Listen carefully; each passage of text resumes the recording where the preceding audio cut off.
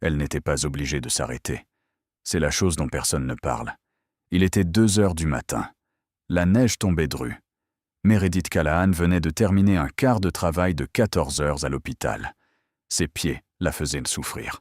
Son dos hurlait. À la maison, des pâtes froides l'attendaient, et son téléphone était saturé de messages qu'elle ignorait depuis des jours. Elle avait toutes les raisons de passer devant la vieille femme, assise seule sur le banc, à la sortie de la station de métro. Elle s'arrêta quand même, parce que c'était ce que Meredith était.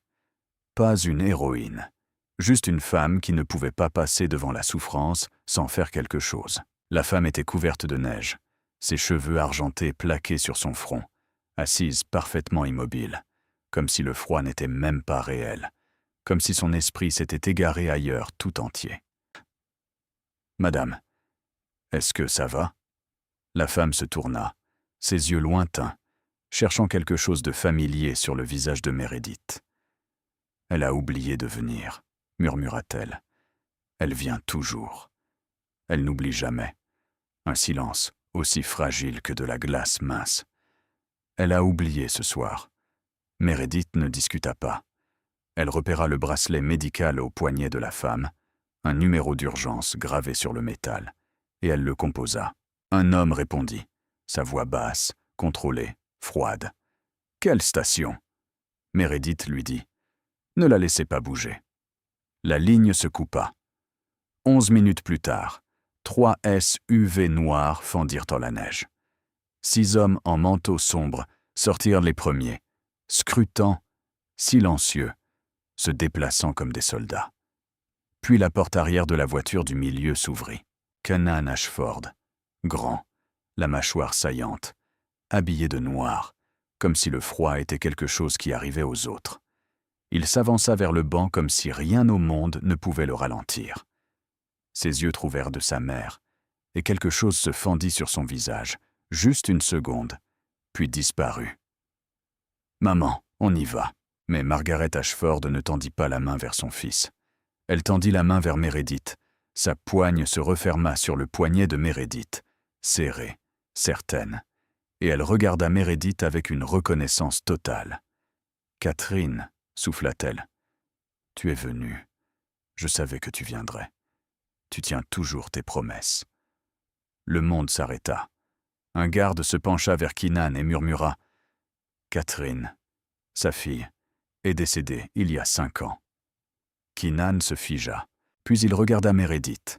Il regarda vraiment au-delà de la blouse, au-delà de l'épuisement, au-delà de l'étrangère qui n'avait rien à faire ici. Il regarda son visage. Meredith ne savait pas qui était Catherine. Elle ne savait pas ce que ces SUV noirs signifiaient. Elle ne savait pas pourquoi 6 hommes armés venaient d'entourer une station de métro à 2 heures du matin, mais elle savait lire une ambiance. Elle avait survécu à assez d'épreuves pour apprendre cela. Et cette ambiance lui disait une chose clairement. Quelque chose venait de basculer, et elle se tenait pile au centre. Si quelque chose dans votre poitrine vous semble déjà serré, laissez un commentaire. Cette histoire n'a même pas encore commencé. Likez, partagez et abonnez-vous. Ce qui va suivre restera en vous. Keenan Ashford restait là, regardant la main de sa mère serrer fermement le poignet d'une étrangère. Et pour la première fois depuis de nombreuses années, il ne savait pas quoi faire. Il avait bâti un empire entier sur le fait de toujours savoir quelle était la prochaine étape. Il avait dirigé des négociations valant des millions de dollars. Il avait affronté des ennemis qui voulaient sa mort sans ciller. Mais maintenant, debout dans la neige à 2 heures du matin, regardant sa mère appeler une étrangère par le nom de quelqu'un qui était parti. Il était complètement impuissant. Jonas s'approcha, sa voix basse. « Monsieur, nous devrions la ramener à la maison. » Keenan hocha la tête, mais il ne quitta pas des yeux les 2 femmes devant lui. Il s'avança, prudent, comme s'il approchait d'un animal sauvage qui pourrait s'enfuir à tout moment. « Maman, » dit-il, sa voix plus douce qu'avant. « Rentrons à la maison. » Il fait si froid. Margaret ne regarda pas son fils. Elle continua de regarder Meredith, un sourire tremblant sur ses lèvres. « Catherine, viens avec maman.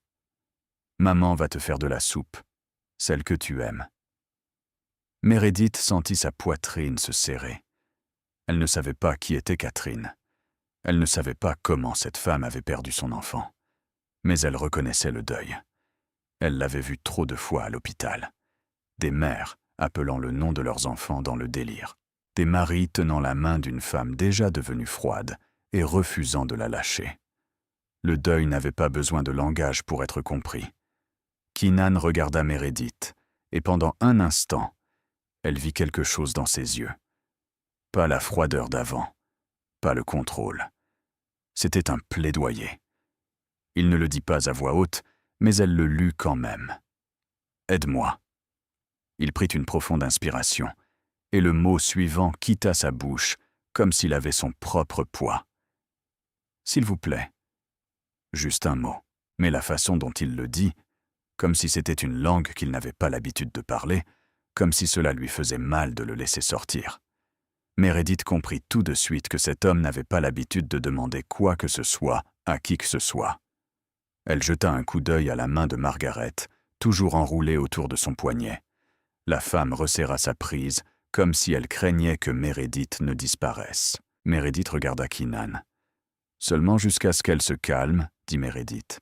« Ensuite je partirai. » Keenan hocha la tête une fois, décisif, comme s'il venait de signer un contrat. Jonas ouvrit la porte de la voiture du milieu, et Meredith aida Margaret à se lever. La vieille femme tremblait, mais elle marchait d'un pas assuré avec Meredith à ses côtés. À l'intérieur du véhicule, la chaleur les envahit comme une étreinte. Margaret s'assit près de Meredith, refusant toujours de lâcher sa hanche. Keenan prit le siège avant à côté du chauffeur, et le convoi se mit en mouvement. « Catherine », dit Margaret, sa voix comme celle de quelqu'un racontant un conte de fées. « Est-ce que tu te souviens du jardin, le jardin de roses de maman ?» Meredith ne savait pas quoi répondre, mais Margaret n'avait pas besoin de réponse.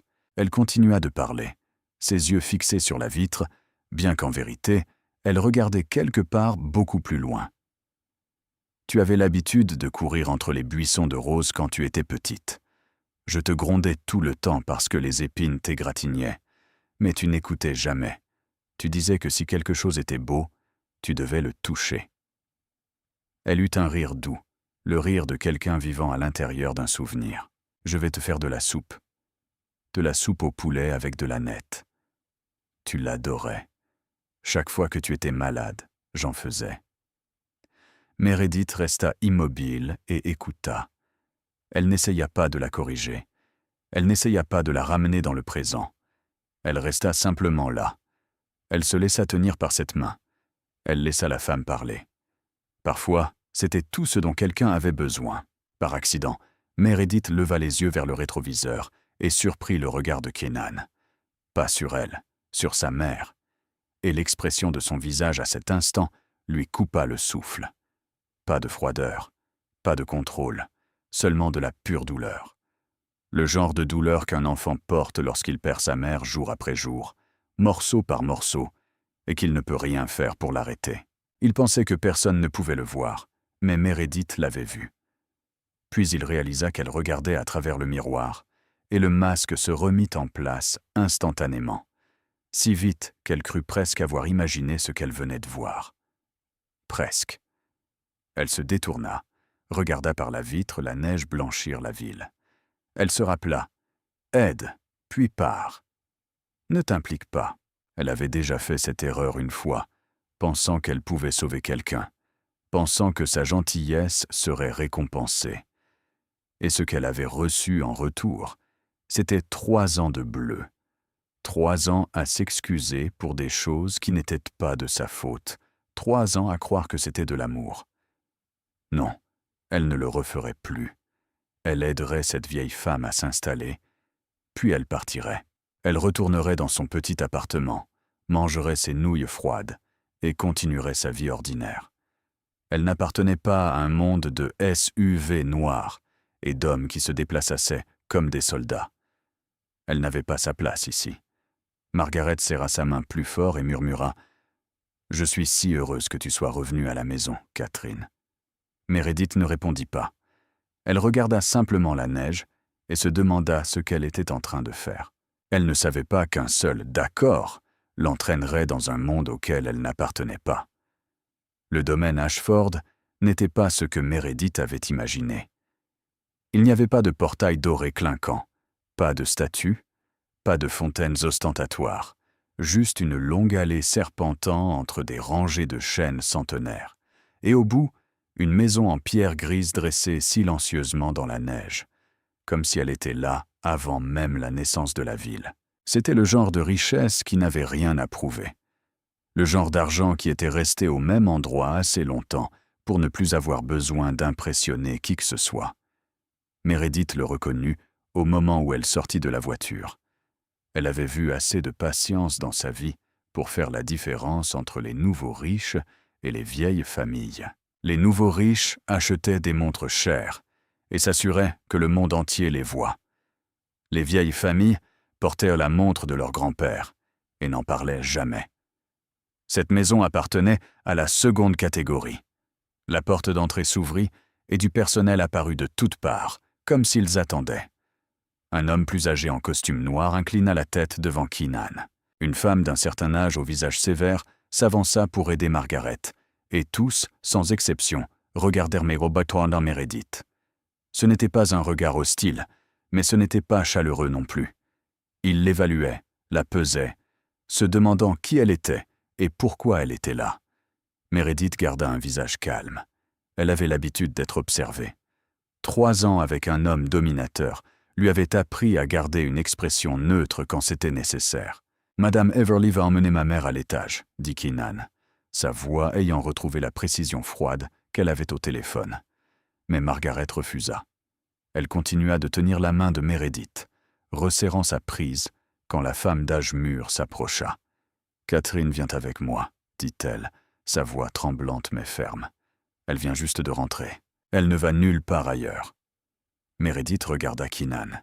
Il la regarda en retour, et pendant une fraction de seconde, elle vit l'impuissance revenir dans ses yeux. « Je vais rester avec elle un moment, » dit Meredith. Elle ne savait pas pourquoi elle l'avait dit. Elle avait prévu d'attendre que Margaret se calme, puis de partir. Mais en voyant la façon dont Margaret s'accrochait à elle, comme si elle était la dernière bouée de sauvetage dans l'océan, elle ne pouvait pas s'en aller tout de suite. Ils se rendirent dans un large salon où un feu brûlait dans l'âtre. Meredith aida Margaret à s'installer dans un fauteuil près des flammes, et quand un domestique apporta du thé, elle le servit elle-même. Elle avait fait cela des centaines de fois à l'hôpital. Préparer du thé, border des couvertures, s'asseoir à côté de personnes âgées seules et écouter des histoires que personne d'autre ne voulait entendre. « Catherine, » dit Margaret, ses mains tremblant alors qu'elle levait la tasse de thé. « Est-ce que tu te souviens? Tu chantais dans le jardin. Ta voix était si belle. J'adorais t'écouter chanter. » Meredith ne la corrigea pas. Elle hocha simplement la tête doucement et s'assit à côté d'elle. Margaret continua, sa voix dérivant entre le passé et le présent, comme si la ligne entre les deux n'existait plus. Elle parla de fêtes d'anniversaire, de vacances d'été, d'une petite fille qui courait pieds nus sur l'herbe, peu importe combien sa mère la grondait. Les histoires étaient emmêlées, dans le désordre, mais tellement pleines d'amour que Meredith sentit sa poitrine lui faire mal. Keenan avait disparu à un moment donné. Peut-être avait-il du travail à faire. Peut-être ne pouvait-il pas supporter d'entendre sa mère parler de quelqu'un qui n'était plus là. Meredith ne savait pas et ne demanda pas. Quand Margaret commença à s'assoupir, Meredith dégagea doucement sa main et se leva. Elle avait besoin d'aller aux toilettes et arrêta un domestique qui passait pour demander le chemin. Le domestique lui donna des indications, mais la maison était trop grande et les couloirs trop semblables. Meredith se trompa de direction une fois, puis une autre, et soudain elle se retrouva devant une porte laissée entr'ouverte. Une lumière tamisée s'en échappait. Elle savait qu'elle ne devait pas regarder. Ce n'était pas sa maison, ce n'étaient pas ses affaires, mais quelque chose la retint là. Peut-être la curiosité, peut-être l'instinct. Elle poussa la porte et entra. La pièce ressemblait à un sanctuaire. Des photographies partout. Sur les murs, sur le bureau, sur les étagères. Toutes représentaient la même personne. une fille aux cheveux bruns et au sourire radieux. Catherine enfant faisant du vélo. Catherine adolescente dans une robe de bal. Catherine adulte tenant Margaret le jour de sa remise de diplôme. Meredith resta plantée là, à fixer les photographies, et sentit le sang dans ses veines devenir froid, parce qu'elle comprenait maintenant. Catherine et elle n'étaient pas identiques. Personne ne les regarderait en pensant qu'elles étaient en sœurs. Mais il y avait quelque chose. La courbe du visage, la légère inclinaison au coin des yeux, la nuance des cheveux sous une certaine lumière. De petits détails qu'un esprit sain ignorerait. Mais un esprit s'effaçant sous l'Alzheimer, un esprit désespéré de voir celle qu'il aimait, s'emparerait de ces détails et reconstruirait un visage perdu à partir d'eux. Meredith resta là à regarder dans les yeux de Catherine sur la plus grande photographie au mur. Elle fixait le visage de quelqu'un de mort, et cette fille morte lui ressemblait. « Vous ne devriez pas être ici. » La voix vint de derrière elle, basse et froide, et Meredith ne se tourna pas tout de suite. Elle avait senti sa présence avant qu'il ne parle. Il y a des gens qui entrent dans une pièce et personne ne les remarque. Et puis il y a des hommes comme Keenan Ashford, le genre d'homme que toute la pièce ressent au moment où il apparaît.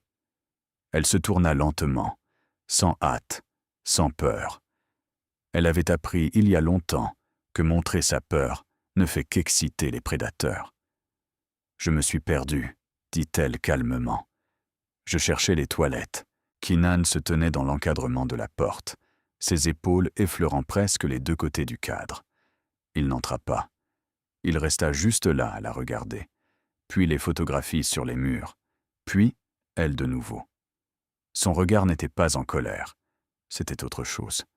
Quelque chose que Meredith ne parvenait pas tout à fait à lire. « Qui était Catherine ?» demanda-t-elle. Elle savait qu'elle ne devrait pas demander. Ce n'était pas ses affaires.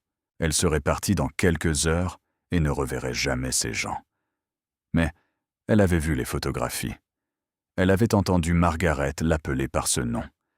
Elle avait besoin de savoir. « Ma sœur, » dit Keenan.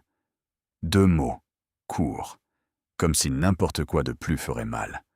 Meredith hocha la tête lentement. Elle regarda de nouveau la plus grande photographie au mur. Catherine souriante, vivante, radieuse. « Elle pense que je suis elle, » dit Meredith. Ce n'était pas une question. « Je sais, » répondit Keenan. Le silence s'installa entre eux, lourd et épais. La pièce était remplie d'images de morts, et 2 personnes vivantes se faisaient passe comme des adversaires, mesurant la force de l'autre. Meredith ne détourna pas les yeux. Elle avait vécu avec un homme qui lui avait appris que détourner les yeux était une soumission. Elle ne détournait plus jamais les yeux.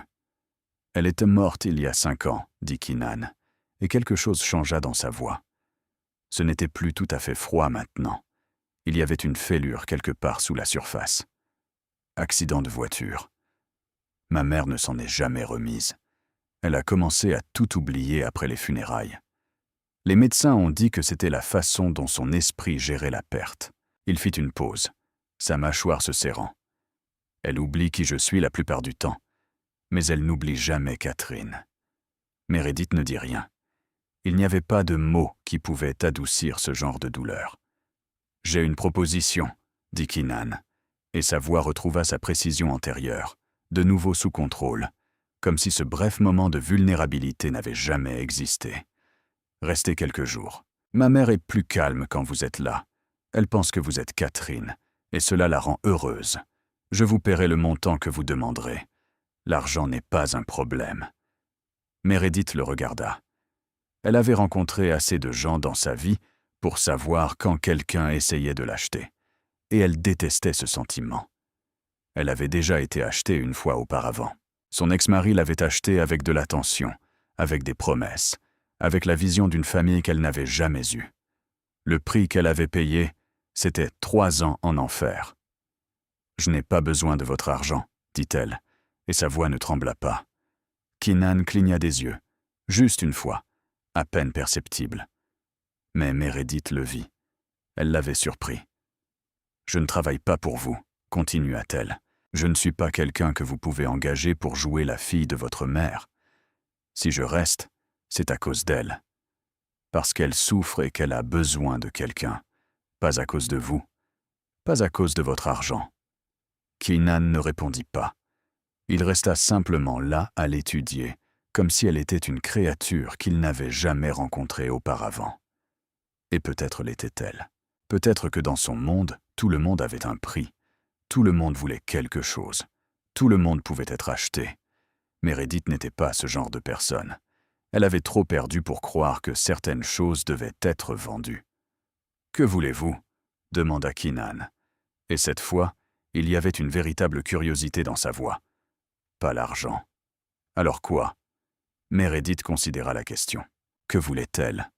Elle voulait rentrer chez elle. Elle voulait dormir. Elle voulait oublier cette nuit et retourner à sa vie ordinaire. Mais elle avait vu la façon dont Margaret tenait sa main. Elle avait entendu le tremblement dans sa voix quand elle parlait de soupe et du jardin de roses. Elle avait vu la douleur dans les yeux d'une mère perdant sa mémoire, tout en s'accrochant à l'amour qu'elle portait à sa fille. « Je veux qu'elle aille bien, » dit Meredith doucement. C'est tout. Elle passa devant lui pour sortir de la pièce remplie de photographies sans regarder en arrière. Elle ne vit pas l'expression sur le visage de Keenan à ce moment-là.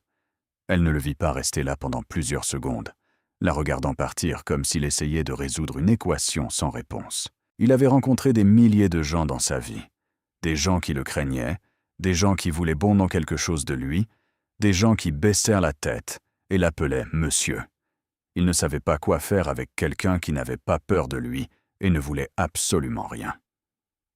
Les premiers jours passèrent aussi lentement que de la mélasse. Meredith n'avait pas l'intention de rester longtemps. Elle s'était dit 1 ou 2 jours, juste jusqu'à ce que Margaret s'habitue à être sans elle, et puis elle partirait. Mais un jour devint 2. 2 devinrent 3, et au 4e jour, elle réalisa qu'elle avait instauré une nouvelle routine. Chaque matin, elle se réveillait tôt, préparait du thé et l'apportait dans la chambre de Margaret avant qu'elle ne s'éveille complètement. Margaret aimait son Earl Grey avec un soupçon de miel, et elle aimait le siroter en regardant par la fenêtre le jardin couvert de neige blanche. Puis venait le petit déjeuner. Puis la lecture. Margaret adorait écouter Meredith lire à la haute voix, même si elle oubliait souvent l'histoire en quelques minutes. Cela n'avait pas d'importance. Meredith recommençait simplement. Margaret ne se souvenait pas, et Meredith n'y voyait pas d'inconvénient. Les après-midi, si le temps était assez doux, elle s'asseyait dans le jardin d'hiver, où les branches de roses nues attendèrent le printemps. Margaret racontait des histoires emmêlées qui sautaient d'année en année, d'une personne à une autre, et Meredith les écoutait toutes. Le soir, elle jouait aux échecs. Margaret se souvenait encore des règles, même si elle ne se rappelait pas ce qu'elle avait mangé au déjeuner. Le cerveau humain était étrange ainsi. Il s'accrochait à ce qui avait été répété des milliers de fois et lâchait prise sur ce qui était nouveau. Catherine, elle appelait Meredith par ce nom la plupart du temps.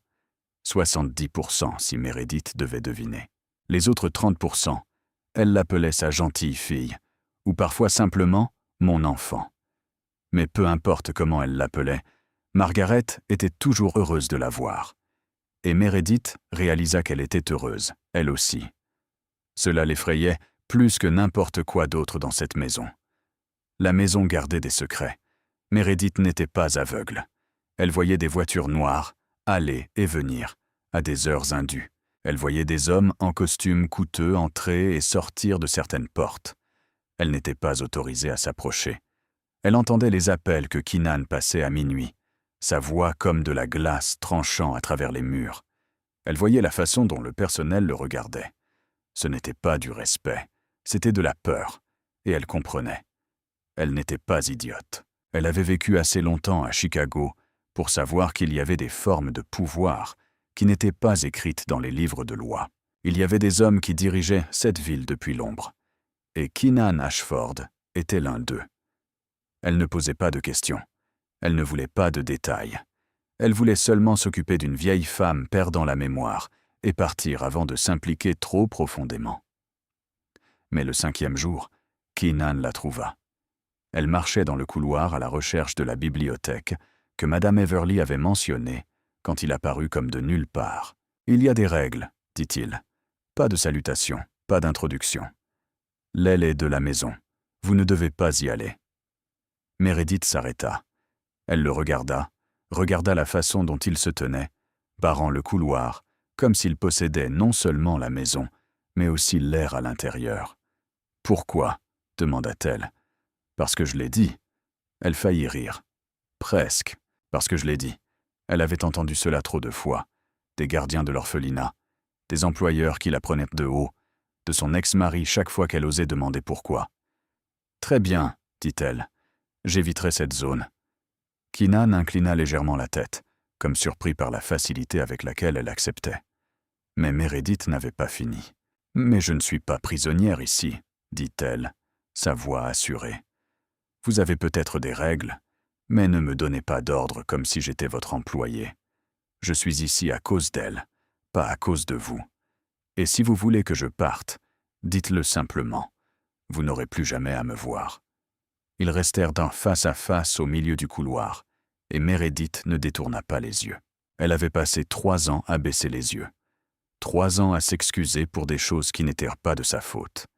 3 ans à s'effacer pour qu'un homme puisse se sentir plus grand. Plus jamais. Keenan ne dit rien. Il soutint son regard un moment de plus, puis se tourna et disparut dans le couloir ombragé. Meredith resta là, son cœur battant plus vite qu'elle ne voulait l'admettre. Elle ne vit pas Jonas qui se tenait au coin, ayant été témoin de tout l'échange. Il regarda Keenan s'éloigner, puis regarda Meredith, et un léger sourire effleura ses lèvres. Personne ne disait non à Keenan Ashford. Personne dans cette maison n'osait le regarder dans les yeux et dire « Je ne suis pas votre employé ». Jonas était aux côtés de Keenan depuis 15 ans. Il avait vu des hommes puissants tomber à genoux et supplier. Il avait vu des ennemis trembler au seul nom des Ashford. Et maintenant, il venait de voir une infirmière de petite ville refuser de s'incliner. « Intéressant », murmura Jonas pour lui-même avant de s'éloigner. Meredith ne l'entendit pas. Elle marchait déjà dans le couloir vers la chambre de Margaret, son cœur battant toujours la chamade. Elle vivait dans la maison d'un homme que la ville entière craignait, et elle venait de lui dire non en face. 3 heures du matin, et Meredith ne parvenait pas à dormir. Ce n'était pas inhabituel. Elle s'était habituée aux nuits blanches il y a longtemps, à cause des années de garde de nuit à l'hôpital. À cause des moments où elle restait immobile à prétendre dormir pendant que son ex-mari rentrait ivre et qu'elle n'osait pas respirer trop fort. Maintenant, même si elle était en sécurité, même si elle était libre, son corps n'avait pas oublié. 3 heures du matin était toujours l'heure où elle s'éveillait le cœur battant, les oreilles aux aguets pour des pas qui n'existaient pas. Elle décida de descendre chercher de l'eau plutôt que de fixer le plafond. La maison était silencieuse la nuit comme le sont souvent les grandes maisons. Pas paisible, un silence creux englouti par de longs couloirs et des pièces vides. Meredith marcha pieds nus sur le parquet froid, suivant le chemin qu'elle avait mémorisé après presque une semaine ici. Mais alors qu'elle approchait de la cuisine, elle s'arrêta. Il y avait de la lumière, faible, ne venant pas de la cuisine, mais du petit bureau à côté, là où elle avait vu le personnel trier le courrier et les documents. La porte était légèrement ouverte. Elle savait qu'elle devait faire demi-tour.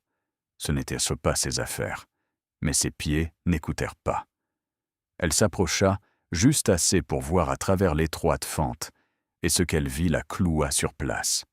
Keenan Ashford était assis là, seul sous la lueur d'une petite lampe de bureau, sans garde du corps, sans téléphone, sans l'autorité polie et froide qu'il affichait durant la journée.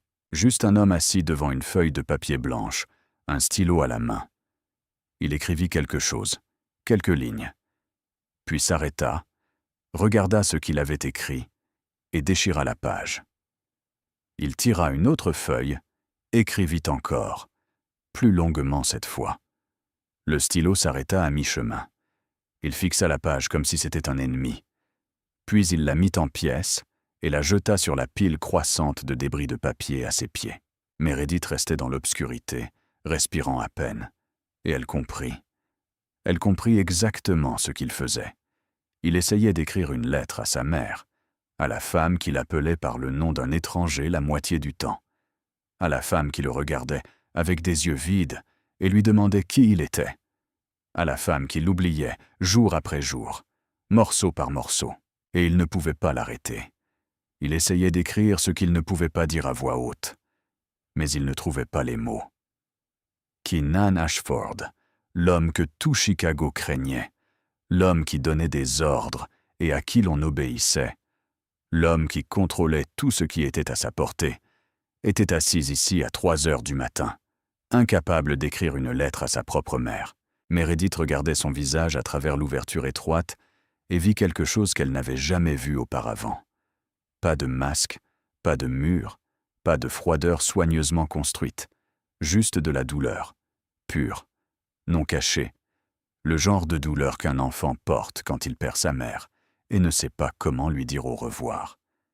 Il écrivit une autre ligne, la regarda, et cette fois, il ne la déchira pas tout de suite. Il resta juste là à fixer le papier. Et Meredith vit ses épaules trembler juste un peu, juste un instant. Puis il prit une profonde inspiration, déchira la page en 2, puis en 4, puis en morceaux plus petits, les jeta sur la pile et saisit une autre feuille blanche. Meredith recula.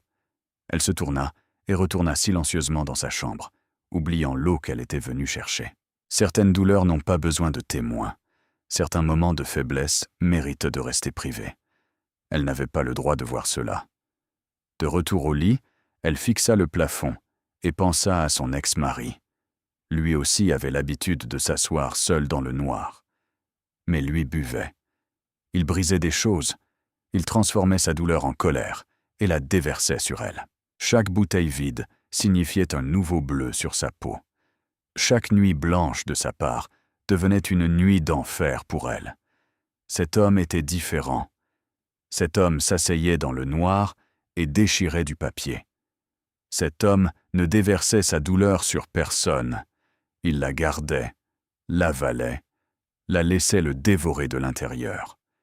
Meredith ne savait pas si c'était mieux ou pire. Elle savait seulement que c'était différent, et elle détestait l'avoir remarqué. Elle détestait commencer à le voir comme un homme au lieu d'un symbole de pouvoir et de danger. Elle détestait se souvenir de la façon dont il avait dit « s'il vous plaît » la première nuit, comme si cela lui avait fait mal de le dire. « Arrête », se dit-elle. « Ne fais pas ça. Ne commence pas à t'attacher. Ne commence pas à éprouver de la compassion. Ne commence pas à voir l'être humain à l'intérieur des hommes dangereux. » Elle avait déjà fait cette erreur une fois auparavant. Mais l'image de Keenan assis, seul sous la lumière jaune, déchirant page après page, essayant de trouver un moyen de dire à sa mère qu'il l'aimait avant qu'elle ne l'oublie complètement, refusait de quitter son esprit. Il tenait un empire entre ses mains, mais il ne trouvait pas les mots pour sa propre mère. La journée commença comme n'importe quelle autre. Meredith prépara le thé, l'apporta dans la chambre de Margaret et s'assit près de la fenêtre avec elle, regardant la neige commencer à fondre. Mais vers le milieu de la matinée, tout bascula. Margaret ne la reconnut pas. Pas de la façon habituelle, pas en l'appelant Catherine ou gentille fille. Cette fois, elle regarda Meredith comme si elle était une intruse. « Qui êtes-vous » cria Margaret, sa voix tremblante et tranchante comme du verre. « Que faites-vous dans ma chambre ? Sortez.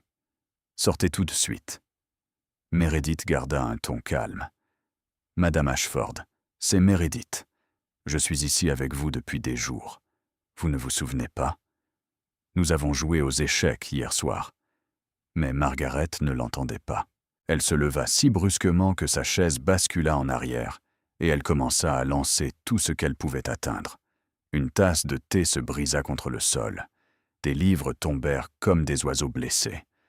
Elle hurla des noms que Meredith ne connaissait pas, appelant à l'aide pour qu'on la sauve de l'étrangère dans sa chambre. Madame Everly se précipita à l'intérieur. 2 autres membres du personnel suivirent, Ils essayèrent de stabiliser Margaret, mais elle se battait, plus forte que Meredith ne l'aurait cru possible pour une femme de 74 ans. Meredith s'approcha lentement, les mains levées pour que Margaret voie qu'elle ne lui voulait aucun mal. « Madame Ashford, dit-elle doucement, je ne vous ferai pas de mal. Je veux seulement vous aider. » Margaret se figea. Elle fixa Meredith, les yeux sauvages, la respiration rapide. Puis elle parla, sa voix soudainement froide comme la pierre. « Pourquoi ne partez-vous pas, tout simplement ?» Meredith ne bougea pas.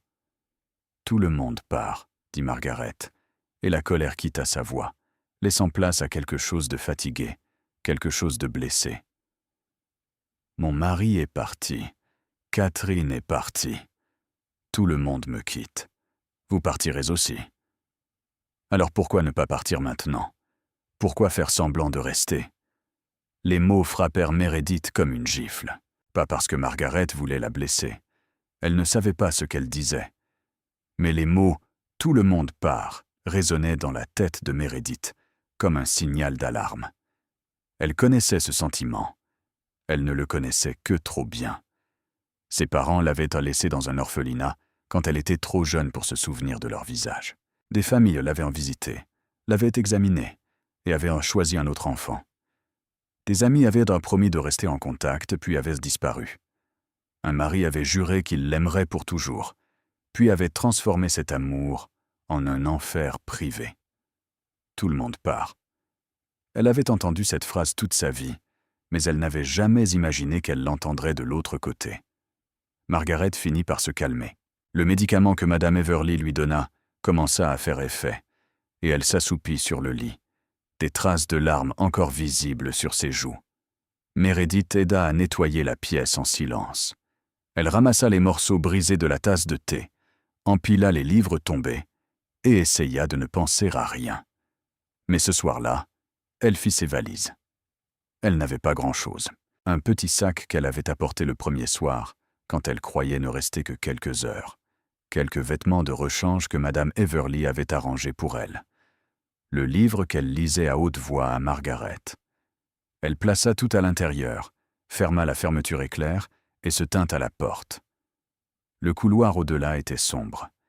Elle pouvait partir maintenant, appeler un taxi, rentrer chez elle, retourner à sa vie ordinaire, retrouver la sécurité de la solitude. Personne ne pourrait l'abandonner si elle ne laissait jamais personne s'approcher. Personne ne pourrait la décevoir si elle n'attendait rien. Elle avait vécu ainsi pendant 2 ans après son divorce. Seule, en sécurité, intouchable. Elle pouvait continuer à vivre ainsi. Elle le devrait. Elle avait peur. Pas de Keenan, pas du monde de l'ombre dans lequel elle avait mis le pied. Elle avait peur d'elle-même. Peur d'avoir commencé à s'attacher à Margaret. Peur d'avoir commencé à comprendre Keenan. Peur d'avoir commencé à ressentir, même faiblement, qu'elle avait sa place ici. Elle avait peur d'être blessée à nouveau.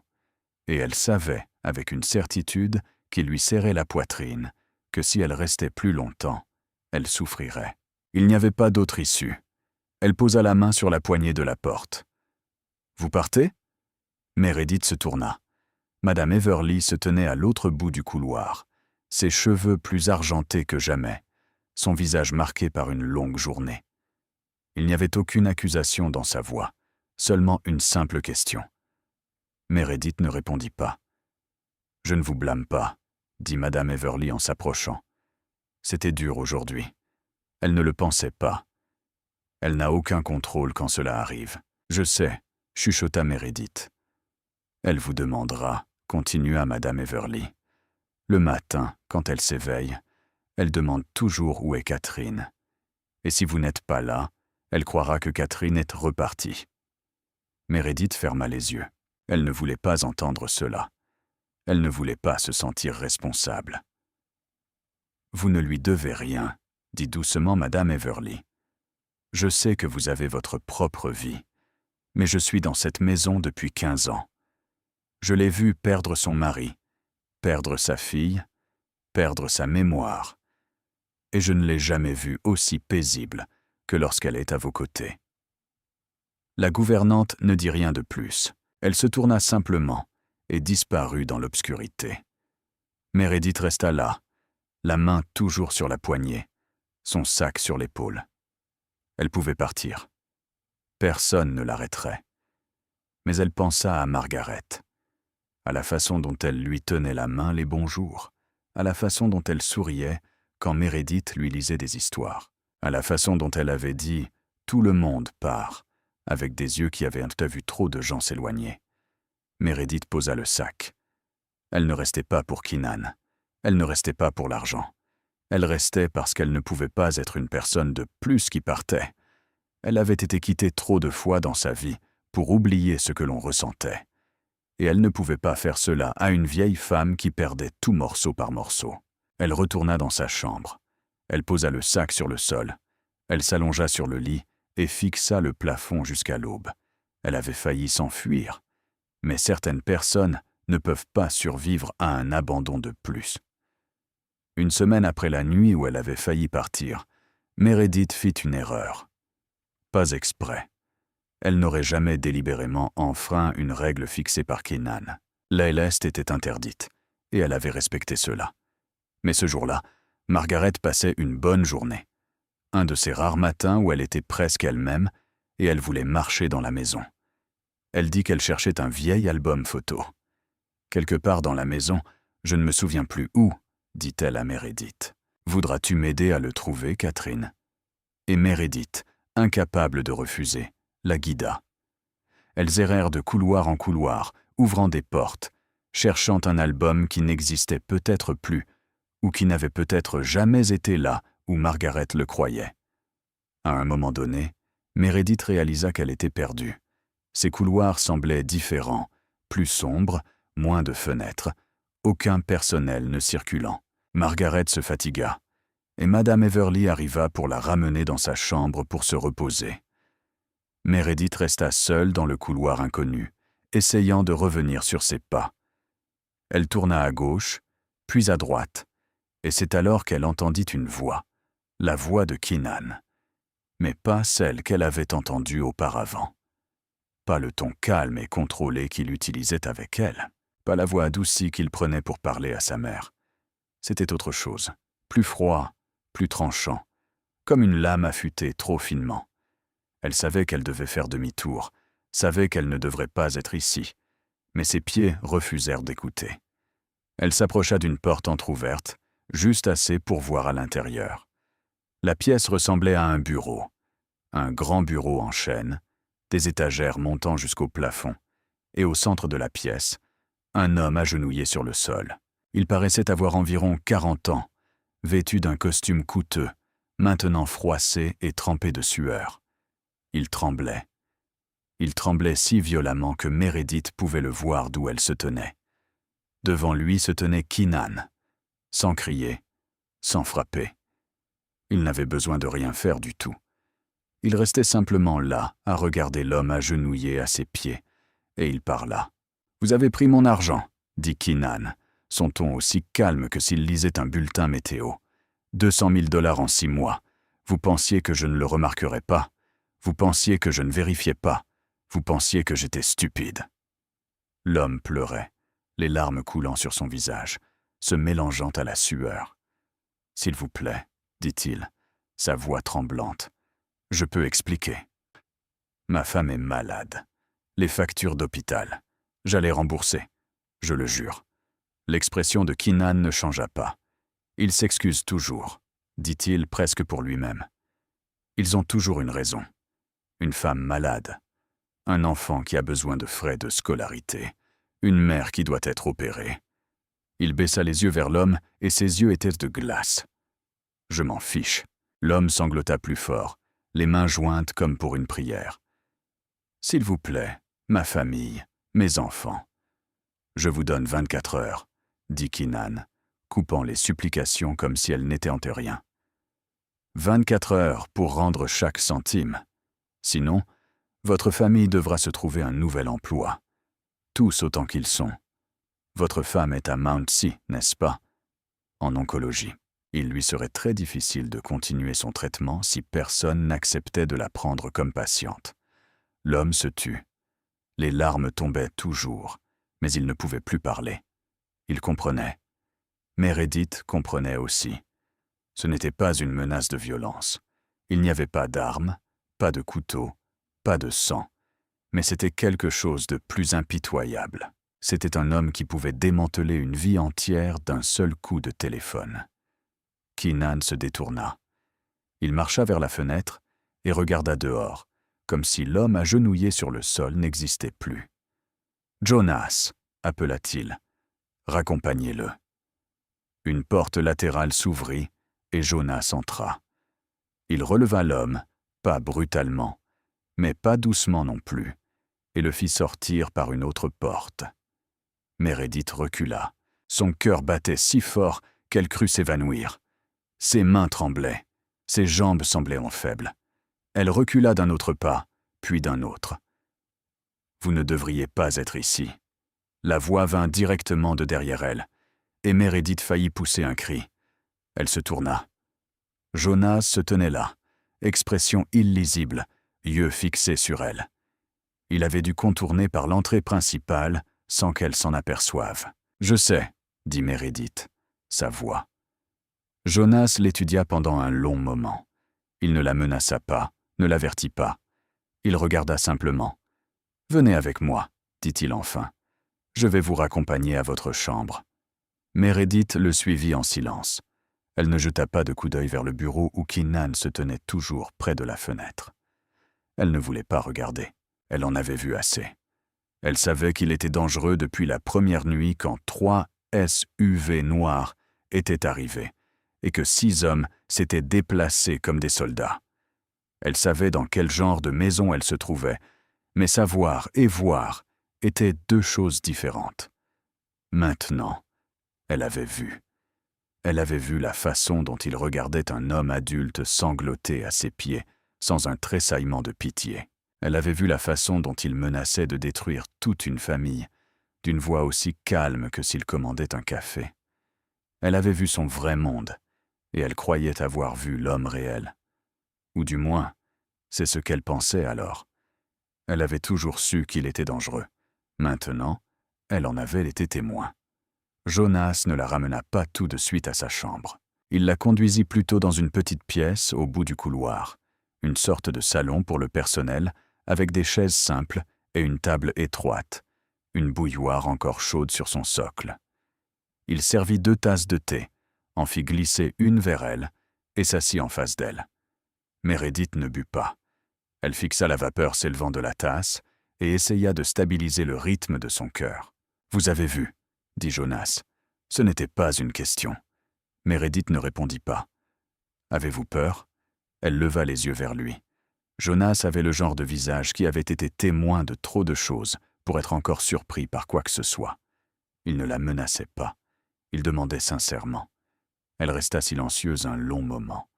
Elle repensa à ce qu'elle venait de voir. L'homme à genoux, les larmes, les supplications. Et Keenan debout là, froid comme la pierre, démantelant une vie sans même cligner des yeux. Elle aurait dû avoir peur. Toute personne raisonnable l'aurait été. « J'ai vécu avec un homme qui me battait chaque nuit pendant 3 ans, » dit-elle enfin. Sa voix était si assurée qu'elle la surprit elle-même. Il se moquait de moi chaque matin, comme si de rien n'était. Il m'achetait des fleurs après m'avoir fait saigner. Il me disait qu'il m'aimait alors que ses mains étaient autour de ma gorge. Jonas n'interrompit pas. Il écouta simplement, son expression inchangée, bien que quelque chose dans ses yeux ait bougé. Pas de la pitié. Meredith détestait la pitié. Peut-être de la compréhension. « Il est dangereux, » dit Meredith doucement, hochant la tête en direction de la pièce qu'elle venait de quitter. « Je ne suis pas idiote. J'ai vu ce que j'ai vu. Mais il ne prétend pas qu'il n'est pas dangereux. Il y a une différence. » Elle soutint le regard de Jonas. « Mon ex-mari prétendait être bon. Il portait un masque pour le monde et ne l'enlevait que quand c'était juste moi. Keenan ne fait pas semblant. Il est exactement ce qu'il est. Et étrangement, c'est plus facile à vivre. » Jonas resta silencieux un instant. Il prit une gorgée de thé, posa la tasse et l'étudia d'une façon qu'elle n'arrivait pas tout à fait à déchiffrer. « Vous êtes la première personne qu'il n'a pas renvoyée dans les 24 heures, dit Jonas. Meredith cligna des yeux. Elle ne comprenait pas. « Je suis avec lui depuis 15 ans, continua Jonas. J'ai vu des gens aller et venir. Gouvernantes, médecins, infirmières engagées pour s'occuper de Madame Ashford. Aucun n'a tenu plus d'une journée. Il trouvait toujours une raison de les congédier. Toujours. Pourquoi ? Demanda Meredith. Parce qu'il ne fait confiance à personne. Jonas le dit aussi simplement que s'il énonçait la couleur du ciel. Il a ses raisons, mais elles ne m'appartiennent pas de les partager. Il fit une pause, puis ajouta plus doucement. Vous n'êtes pas comme les autres qui entrent dans cette maison. Ils veulent de l'argent, du pouvoir, quelque chose de sa part. Tout le monde veut quelque chose. Mais vous ne semblez rien vouloir. Meredith considéra cela. Que voulait-elle ? Elle avait déjà répondu à cette question une fois. Je veux qu'elle aille bien, répéta-t-elle. Margaret. Je veux qu'elle ait quelqu'un à ses côtés à la fin. Je ne veux pas qu'elle soit seule. C'est tout. Jonas la regarda pendant un long moment, puis hocha lentement la tête, comme si elle venait de réussir un test qu'elle ne savait pas avoir passé. Ce n'est pas un homme mauvais, dit Jonas, et il y avait quelque chose de presque protecteur dans son ton. Il fait des choses mauvaises, puis ce n'est pas un homme mauvais. Y a-t-il une différence ? Demanda Meredith. C'est une bonne question, répondit Jonas. J'essaie d'y répondre depuis 15 ans. Il se leva, repoussa sa chaise et baissa les yeux vers elle. Si vous comptez rester, soyez prudente. De lui ? Demanda-t-elle. Non. De vous-même. Jonas secoua la tête. Cet endroit change les gens. Vous pensez que vous êtes seulement ici pour Margaret ? Vous pensez que vous partirez quand ce sera fini et que vous retournerez à votre vie ordinaire. Mais cette maison ne fonctionne pas ainsi. Elle vous aspire lentement, silencieusement. Et quand vous le remarquez, vous n'êtes plus la même personne qu'avant. Meredith ne répondit pas. Elle le regarda marcher vers la porte, s'arrêter au seuil, puis jeter un coup d'œil en arrière. « Vous êtes une bonne personne, » dit-il. « Je ne rencontre pas beaucoup de bonnes personnes dans cette branche. J'espère que cet endroit ne changera pas cela. » Puis, il la laissa seule avec une tasse de thé devenue froide et des pensées qu'elle ne savait pas encore comment porter. Ce matin-là, Margaret s'éveilla et était elle-même. Pas complètement, plus jamais complètement maintenant, mais assez pour que ses yeux soient plus clairs que d'habitude. Assez pour qu'elle se souvienne que Meredith n'était pas Catherine, même si elle glissait encore et utilisait le mauvais nom de temps en temps. C'étaient les jours que Meredith avait appris à chérir. De brèves fenêtres quand la maladie reculait et permettait à Margaret de vivre vraiment, ne serait-ce que pour quelques heures. « Je veux aller au jardin, » dit Margaret après le petit déjeuner. « Veux-tu m'y emmener ?» La neige avait presque fondu, et le soleil de février se posait sur le jardin d'hiver, avec une chaleur pâle mais douce. Meredith enveloppa un autre manteau sur les épaules de Margaret, plaça un bonnet en tricot sur ses cheveux argentés, et la guida à travers les portes vitrées à l'arrière de la maison. Le jardin paraissait différent sans son manteau de neige. Meredith pouvait voir des parterres de fleurs attendant le printemps, des arbustes taillés soigneusement, et au centre, une section entièrement consacrée aux roses, des branches nues maintenant, gris-brun et fines. Mais elle pouvait imaginer combien elles seraient belles en fleurs. Margaret la conduisit vers le plus grand rosier, un vieux rosier avec un tronc épais et usé par le temps, et des branches s'étendant vers l'extérieur, comme des bras embrassant le ciel. « Celui-ci est plus vieux que moi, » dit Margaret, posant sa paume contre l'écorce, comme pour saluer un vieil ami. « Il était là quand je suis arrivée dans cette maison pour la première fois en tant que mariée. » Elle sourit doucement, son regard dérivant quelque part très loin. Catherine avait l'habitude de cacher des choses ici quand elle était petite. Elle creusait un petit trou à la base de l'arbre et enterrait toutes sortes de trésors. Des bonbons, des lettres, des jouets. Elle pensait que personne ne savait. Un rire tranquille lui échappa. Mais je savais. J'ai toujours su. Je faisais juste semblant de ne pas savoir. Puis elle tomba silencieuse. La lumière dans ses yeux s'obscurcit, tandis que le souvenir lui glissait entre les doigts, comme de l'eau. « Qu'est-ce que je disais » demanda-t-elle, la confusion revenant. « Vous parliez du jardin » répondit Meredith doucement. « De combien vous aimez être assise ici ?»« Oui. » Margaret hocha la tête, acceptant l'explication comme si c'était un sol ferme. « J'aime être assise ici. » Elles trouvèrent un banc de pierre à proximité et s'assirent. Margaret raconta des histoires, des fragments de personnes que Meredith ne connaissait pas, d'étés disparus depuis longtemps, à propos d'un homme que Meredith supposa être le père de Keenan. Les histoires erraient d'année en année, sans attache et en désordre. Mais Keenan arriva silencieusement et s'assit à côté d'elle sans interrompre. Meredith faillit ne pas le reconnaître. Il ne portait pas son habituel costume noir, juste une chemise et un pantalon sombre. Plus simple, moins intimidant, et il était seul. Pas de Jonas, pas de garde. « Mon fils » appela Margaret joyeusement, sa voix pleine de la joie simple d'un enfant saluant quelqu'un qu'il aime.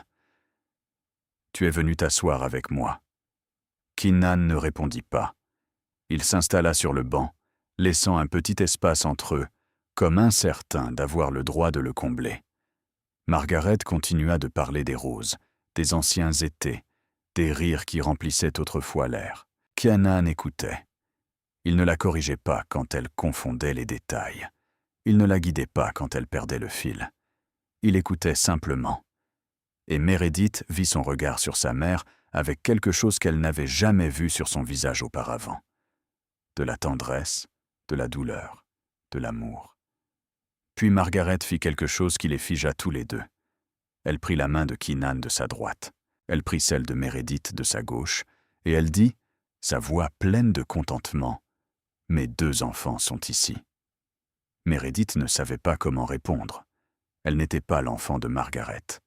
Elle était une étrangère qui ressemblait par hasard à la fille qu'elle avait perdue.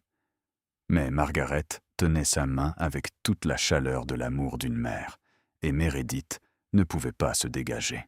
Elle jeta un coup d'œil à Keenan. Ils fixaient leurs mains jointes, et elle vit ses doigts se serrer, juste un peu autour de ceux de sa mère, assez pour lui dire que cela comptait.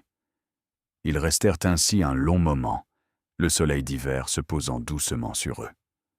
Après un certain temps, Keenan se tourna vers Meredith et posa une question à laquelle elle ne s'attendait pas. « Dans quel hôpital travaillez-vous » C'était une question ordinaire, le genre que les gens posent quand ils font connaissance. Mais de sa part, cela semblait étrange, comme s'il essayait de parler une langue qu'il n'avait pas pratiquée depuis des années. « Muncie, dit-elle. Service des urgences. » Il hocha la tête. « Depuis combien de temps ?»« 5 ans. » Il posa quelques questions de plus sur ses gardes, sur le rythme de travail. De petites questions, légèrement maladroites, comme s'il n'était pas habitué aux conversations qui n'impliquaient pas d'ordre ou de négociation.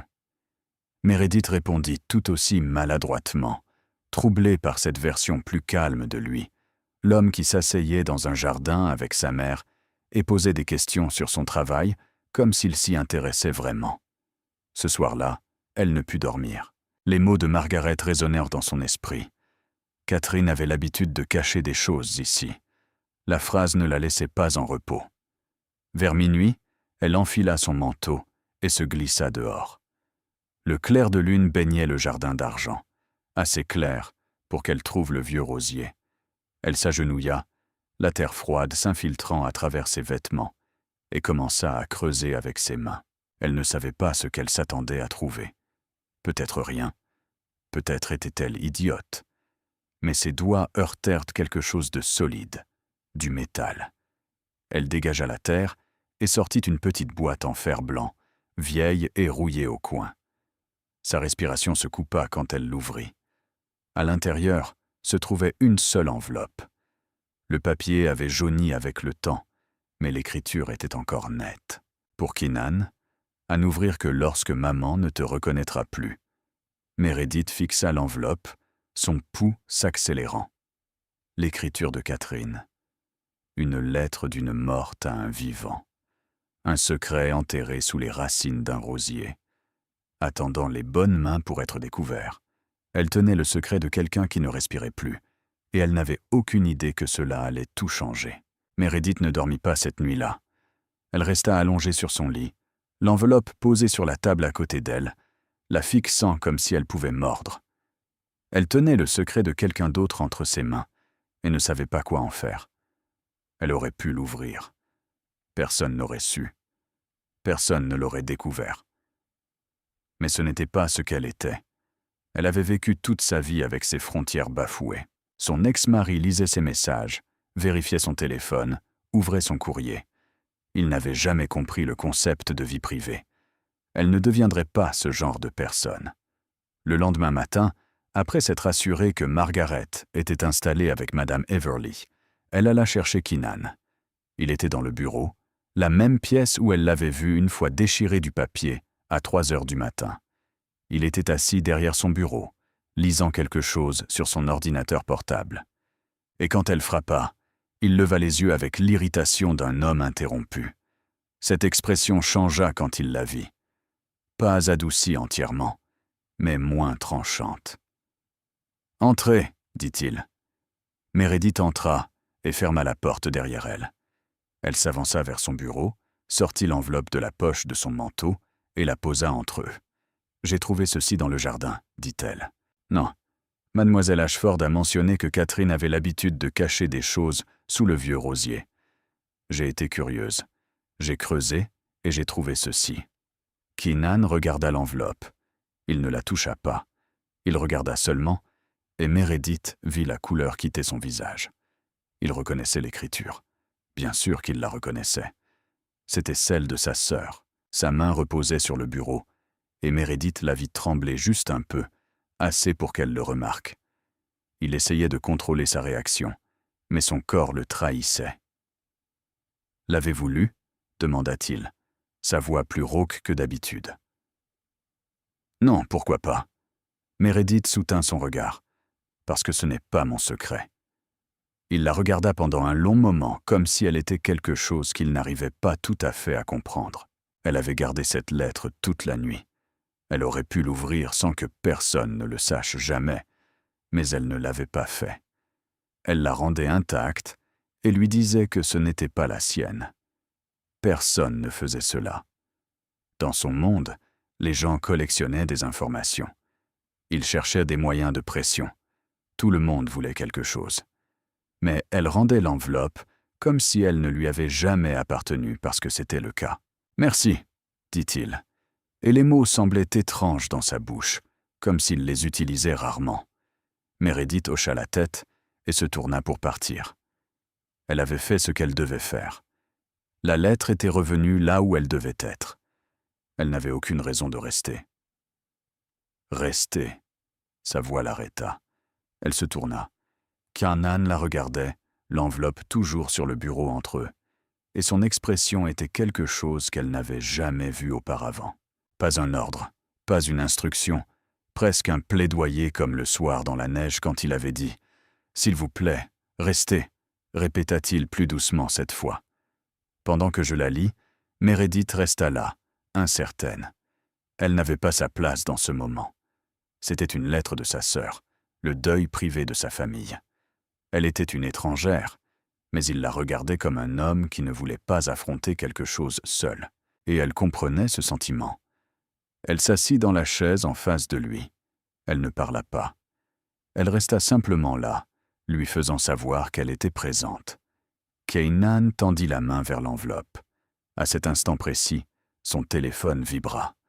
Il jeta un coup d'œil à l'écran et son visage s'assombrit. Meredith ne savait pas qui appelait, mais elle reconnut ce regard. C'était important, le genre d'appel auquel il répondait d'habitude immédiatement, que ce soit à minuit ou pendant un repas.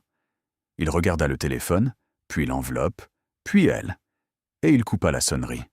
« Ça peut attendre », dit-il, retournant le téléphone face contre le bureau. Meredith ne dit rien, mais elle comprit ce dont elle venait d'être témoin. Pour la première fois, il avait placé quelque chose au-dessus de son travail, au-dessus de son empire, au-dessus des appels nocturnes et des réunions secrètes et des hommes agenouillés à ses pieds. Il plaçait la lettre de sa sœur au-dessus de tout cela, et il ne voulait pas la lire seul. Il ouvrit l'enveloppe lentement, prudemment, comme si elle pouvait se briser. À l'intérieur se trouvaient plusieurs pages manuscrites. L'écriture de Catherine, soignée, claire, remplie d'amour. Il commença à lire, et Meredith resta assise en silence, pour qu'il n'ait pas à être seul avec ce que sa sœur avait laissé derrière elle. Keenan tira les pages de l'enveloppe avec des mains qu'il essayait de stabiliser sans tout à fait y parvenir. Meredith ne regarda pas la lettre. Elle regarda son visage. Elle avait appris, il y a longtemps, qu'un visage peut dire plus de vérité que n'importe quel mot parlé. Il commença à lire en silence. Ses yeux parcouraient les lignes, et elle vit son expression changer morceau par morceau, comme de la glace dégelant sous un soleil lent. D'abord la surprise, puis la confusion, puis quelque chose de plus profond, de plus lourd, quelque chose qui faisait trop mal pour être nommé. Il s'arrêta sur un paragraphe, le relut, puis encore une fois, et alors il commença à lire à haute voix, comme s'il avait besoin d'entendre les mots de sa propre voix pour croire qu'ils étaient réels. « Mon Keenan », lut-il, sa voix rauque. « Si tu lis ceci, cela signifie que maman ne te reconnaît plus. Je suis désolé. Je suis désolé que tu doives vivre cela. Je suis désolé de ne pas être là pour te tenir la main. » Il déglutit et continua. « Mais il y a des choses que tu dois savoir, des choses que j'ai essayé de te dire pendant des années, mais tu ne m'as jamais laissé approcher assez près. Tu construis des murs, Keenan. Tu les construis avec tout le monde, même avec moi. Et je comprends pourquoi. Je sais de quoi tu as peur. » Meredith vit ses doigts se serrer sur le papier, jusqu'à ce que ses articulations deviennent blanches. « Je connais le secret, » lut-il la suite. « Je le sais depuis que j'ai 16 ans. J'ai surpris maman et papa en train de parler. À propos de ta mère biologique, de la façon dont elle est partie quand tu avais 10 ans. Du fait que tu n'es pas le fils biologique de maman. » Il s'arrêta, ferma les yeux une seconde, comme pour se préparer. « Je sais ce que tu as cru toute ta vie, Keenan. Je sais que tu penses que maman t'a gardé par devoir, parce que papa a insisté, parce qu'elle n'avait pas le choix. Je sais que tu as porté cette croyance comme une pierre en toi. Je sais que c'est pour cela que tu n'as jamais laissé personne approcher. Parce que si même ta propre mère ne te voulait pas vraiment, comment quelqu'un d'autre le pourrait-il ?» Sa voix tremblait. Meredith ne l'avait jamais entendu faire cela auparavant. « Mais tu te trompais, » lut-il, se brisant presque sur les mots. « Complètement trompé. Maman ne t'a pas élevé par obligation. Elle t'a choisi. Je lui ai demandé une fois quand j'ai été assez grande pour demander. J'ai demandé pourquoi elle avait accueilli l'enfant de la femme qui avait brisé son mariage. Et elle m'a dit, de la voix la plus calme que j'ai jamais entendue, que tu n'étais pas responsable des péchés des adultes. Tu n'étais qu'un petit garçon qui avait besoin d'amour et elle a choisi de t'aimer. » Keenan fixa la page comme si elle l'avait frappé. « Tu ne partages peut-être pas son sang, » lut-il doucement. « Mais tu es son fils. Depuis le jour où elle t'a tenu la main et a dit « Tu restes ici avec moi », tu es devenu le sien. Pas parce qu'elle le devait, pas parce qu'elle y était forcée, parce qu'elle t'a choisi. Chaque jour pendant 26 ans, elle t'a choisi. » Il tourna la page, ses mains tremblant davantage maintenant. « Arrête d'avoir peur, Keenan, » lut-il. « Elle t'aime. Pas parce que tu étais un fardeau qu'elle devait porter. Parce que tu es toi. Parce que tu étais le petit garçon qui pleurait seul dans un coin sa première nuit dans cette maison. Et elle s'est assise à tes côtés pendant 3 heures jusqu'à ce que tu t'endormes. Parce que tu étais l'adolescent qui prétendait être dur, mais qui lui achetait quand même des fleurs à chaque anniversaire. Parce que tu es l'homme qui a bâti un empire, mais qui rentrait toujours pour le dîner du dimanche. Elle t'aime, et je t'aime. J'aimerais pouvoir te dire cela de mon vivant. J'ai essayé tant de fois, mais tu ne m'as jamais laissé approcher assez près. Tu as toujours trouvé un moyen de me repousser comme tu repousses tout le monde. Alors j'écris à la place. Je cache ceci là où je sais qu'un jour ce sera trouvé. Et j'espère que quand tu le liras, tu comprendras enfin. Tu es aimé, Keenan. Tu l'as toujours été. Ne laisse pas la peur voler un autre jour de ta vie. Ta sœur, Catherine. Keenan posa les pages sur le bureau. Il ne pleura pas. Il ne cria pas. Il ne brisa rien. Il resta simplement assis dans une immobilité totale. Meredith le regardait et comprenait que ce n'était pas le silence d'un homme contrôlant ses émotions. C'était le silence de quelqu'un dont les fondations même venaient de basculer. Le silence d'un homme forcé de redéfinir sa propre histoire. 36 ans. Il avait vécu 36 ans en croyant que sa mère l'avait gardé par devoir. Il avait bâti des murs contre le monde parce qu'il croyait que personne ne le voulait vraiment. Il avait repoussé sa sœur parce qu'il craignait que si elle s'approchait trop, elle verrait qu'il n'était pas digne d'amour. 36 ans bâtis sur une histoire qu'il se racontait. 36 ans façonnés par la peur. Et maintenant, en quelques pages d'une écriture soignée, cette peur avait été démantelée. Il avait eu peur pendant 36 ans, et cela n'avait jamais été la vérité. Le silence s'étira. Meredith ne savait pas combien de temps. Peut-être 1 minute, peut-être 10. Le temps perdit sa signification dans cette pièce, où un homme venait de finir de lire une lettre qui démantelait tout ce qu'il avait cru sur sa propre vie. Keenan restait assis, fixant les pages sur le bureau, mais ses yeux ne les voyaient plus vraiment. Il regardait ailleurs, quelque part bien au-delà des murs, peut-être dans le passé, peut-être dans les années qu'il avait gaspillées à craindre quelque chose qui n'avait jamais été vrai. « Savez-vous quel est le pire ?» dit-il enfin. Sa voix rauque comme s'il avait crié pendant des heures, bien qu'il ait à peine parlé. Meredith ne répondit pas. Elle écouta simplement. « J'ai eu peur de cela toute ma vie, » dit Keenan. « Peur qu'elle m'ait gardé par obligation. Peur que je sois un fardeau auquel elle ne pouvait pas échapper. Peur qu'à chaque fois qu'elle me regardait, elle voyait la femme qui l'avait trahi. » Il laissa échapper un rire creux, vide d'humour. J'avais tellement peur que je n'ai jamais demandé. Je ne lui ai jamais donné la chance de me dire la vérité parce que j'étais terrifié que la vérité confirme ce que je croyais. Il baissa les yeux vers la lettre de nouveau. Et Catherine savait. Elle savait tout. Elle a essayé de me le dire tant de fois. Il prit une inspiration tremblante. Elle venait dans ma chambre tard le soir, disait qu'elle voulait parler, qu'il y avait quelque chose d'important que je devais savoir. Et qu'est-ce que j'ai fait? Je lui ai dit d'aller se coucher. J'ai dit que j'étais occupé.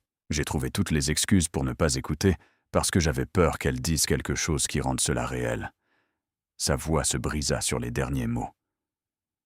J'ai bâti des murs, chuchota-t-il avec tout le monde, même la seule personne qui essayait de m'aider. Même ma sœur. Elle est morte sans jamais dire ce qu'elle voulait dire, parce que je ne lui en ai jamais donné la chance. Il se pencha en avant, les coudes sur le bureau, le visage enfoui dans ses mains. Ses épaules tremblaient. Il n'y eut pas de sanglots bruyants, pas d'effondrement dramatique, juste le silence et le tremblement silencieux d'un homme affrontant enfin la vérité qu'il avait évitée pendant des décennies. Meredith ne savait pas quoi dire. Il n'y avait pas de mots qui pouvait effacer 36 ans de peur. Rien qu'elle puisse offrir qui ramènerait Catherine ou lui donnerait une autre chance. Mais elle pouvait être présente. Elle se leva de sa chaise et contourna le bureau. Il y avait un petit canapé contre le mur qu'elle n'avait pas remarqué plus tôt. Elle s'assit à côté de lui. Elle ne parla pas. Elle tendit simplement la main vers la sienne. Elle était froide sous ses doigts. Elle sentait le tremblement qui la parcourait encore. Il ne se dégagea pas. Il ne tressaillit pas. Il la laissa simplement la tenir. Et elle sentit une partie de la tension dans son corps commencer à se relâcher. Meredith comprenait ce genre de douleur. Elle la comprenait trop bien. Elle avait bâti ses propres murs. Après 3 ans dans un mariage qui ressemblait à une guerre privée, elle avait appris à ne faire confiance à personne. Elle avait repoussé les gens avant qu'ils ne puissent la quitter, avant qu'ils ne puissent la blesser. Si elle ne laissait personne s'approcher, personne ne pouvait la blesser. Elle le faisait encore. Même maintenant, même assise ici à tenir la main d'un homme en souffrance, une partie d'elle hurlait de se lever et de sortir. Ne t'implique pas. Ne t'attache pas. Ne le laisse pas approcher assez près pour te briser. Mais elle ne bougea pas. Elle resta parce que, parfois, ce dont une personne a besoin n'est pas un conseil, pas des solutions, pas des assurances que tout ira bien. Parfois, ce dont une personne a besoin est simplement de savoir qu'elle n'est pas seule. Ils restèrent assis, là, en silence. Keenan ne la regardait pas. Elle ne le regardait pas. Leurs épaules se touchaient presque, ses mains reposant toujours sur les siennes. Et pour la première fois depuis qu'elle avait mis les pieds dans cette maison, il n'y avait pas de mur entre eux, pas de masque, pas de défense. Juste deux personnes qui avaient toutes deux été façonnées par la perte, assises côte à côte dans une pièce calme, trouvant une petite mesure de paix dans la présence de l'autre.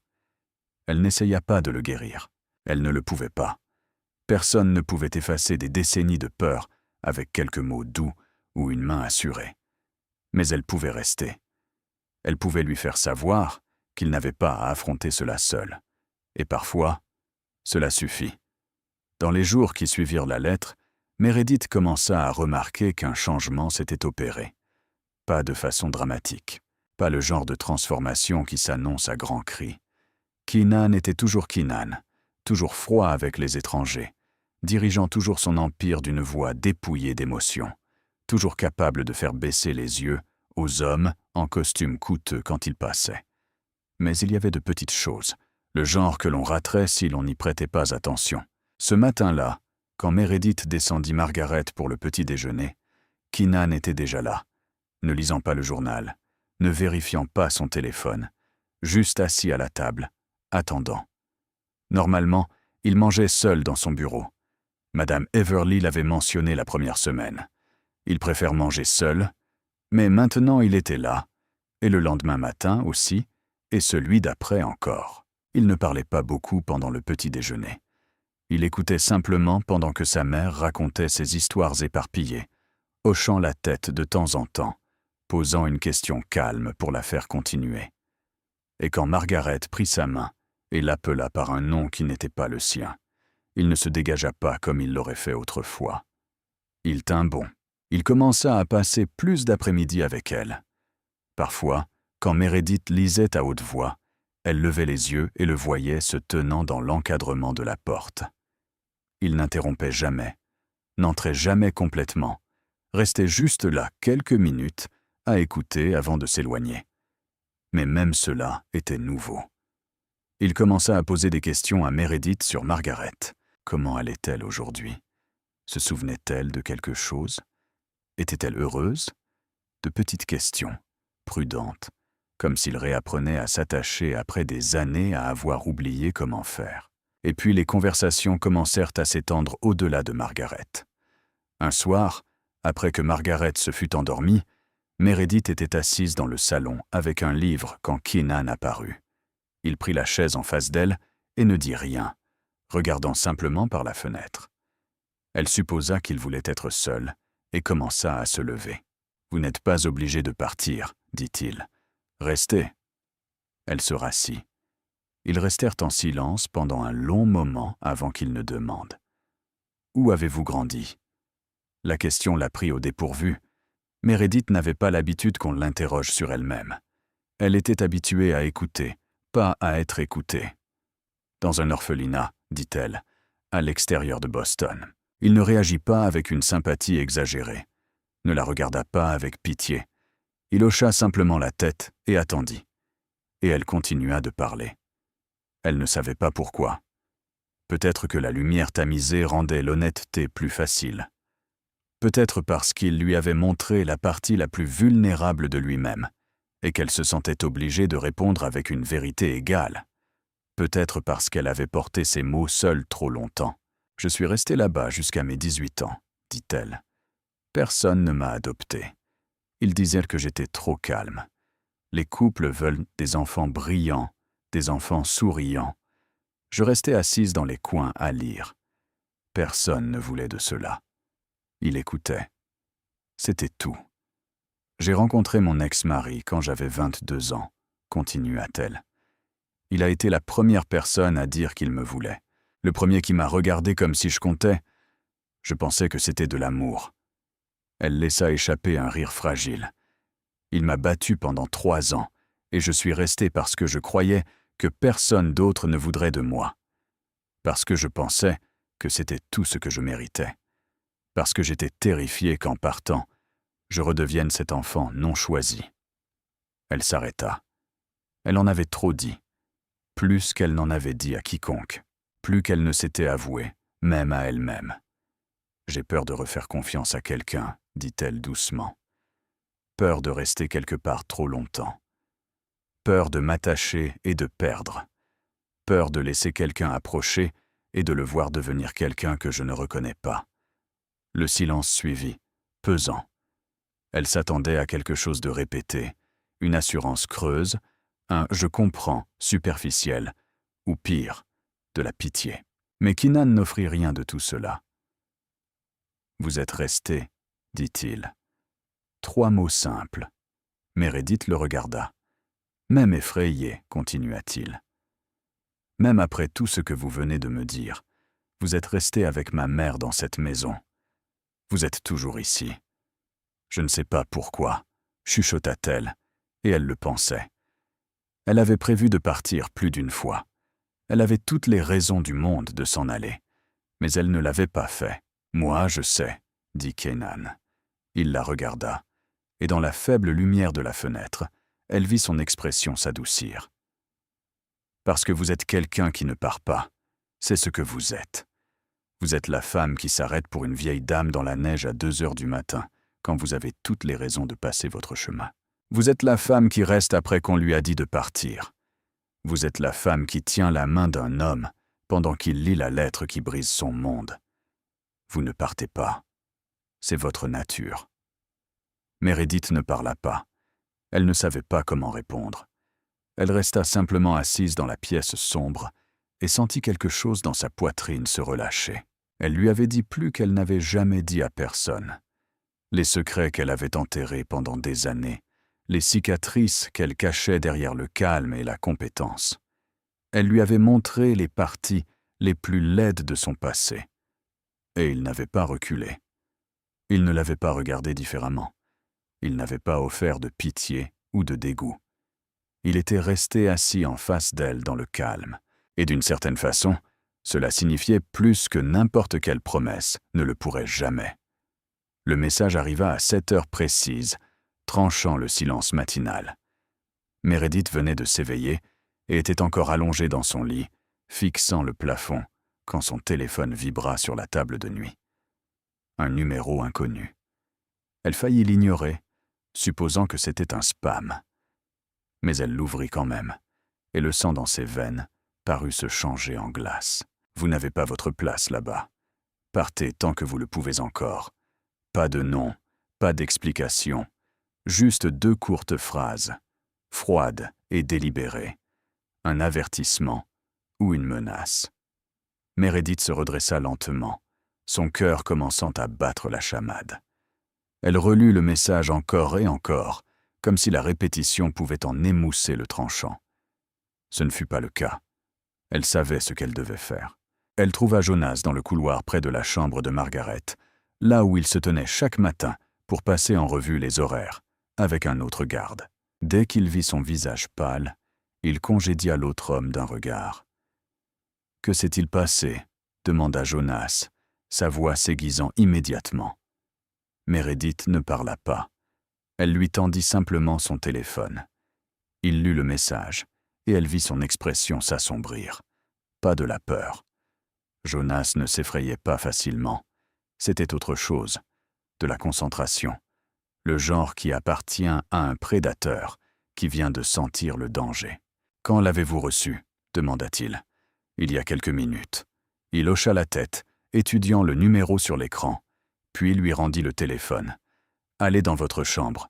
N'en sortez pas avant mon retour. » Il était parti avant qu'elle ne puisse demander quoi que ce soit. Meredith fit ce qu'on lui disait. Elle ne savait pas à quel point elle devait avoir peur. Elle savait où elle était. Elle avait vu comment Keenan opérait. Elle comprenait que ce n'était pas un monde ordinaire, mais elle n'avait jamais imaginé qu'elle pourrait faire partie du champ de bataille. 1 heure plus tard, Jonas revint avec des nouvelles qui semblaient plus lourdes que le message lui-même. « La famille Moreno, dit-il, les rivaux d'Ashford. Ils surveillent en ce domaine depuis des semaines. Ils sont au courant pour Madame Ashford. Et maintenant, ils sont au courant pour vous. » Il soutint son regard, et pour la première fois, elle vit une réelle inquiétude dans ses yeux. « Vous êtes une nouvelle vulnérabilité. Ils croient que vous comptez pour lui. Ils veulent que vous compreniez qu'ils peuvent vous atteindre quand ils le décident. »« Je ne compte pour personne, » dit Meredith doucement. « Je suis juste l'infirmière qui s'occupe de sa mère. » Jonas ne répondit pas. Il la regarda simplement d'une façon qui lui serra la poitrine. Après cela, tout changea. La sécurité fut renforcée du jour au lendemain. Des gardes apparurent à chaque tournant. Meredith n'était plus autorisée au-delà de l'aile principale de la maison, ni dans le jardin seul, ni nulle part sans au moins 2 hommes à proximité. Le domaine ne semblait plus seulement grand. Il ressemblait à une forteresse ou à une cage. Keenan la trouva cet après-midi-là dans le salon. Elle faisait semblant de lire quand il entra, et elle sut instantanément que quelque chose s'était durci en lui de nouveau. La brève chaleur à laquelle elle s'était habituée avait disparu. C'était le Keenan de la première nuit, l'homme des salles de conseil et des adversaires agenouillés. « Les circonstances ont changé, » dit-il. « Vous devriez envisager de partir. Ce n'est pas votre monde. » Meredith baissa le livre lentement. Elle soutint son regard sans ciller. « Est-ce que vous me renvoyez ? Je vous protège. Je n'ai pas besoin que vous me protégiez, » répondit-elle, sa voix plus ferme qu'elle ne l'espérait. « C'est moi qui décide si je reste ou si je pars. Pas vous. » Il se tut.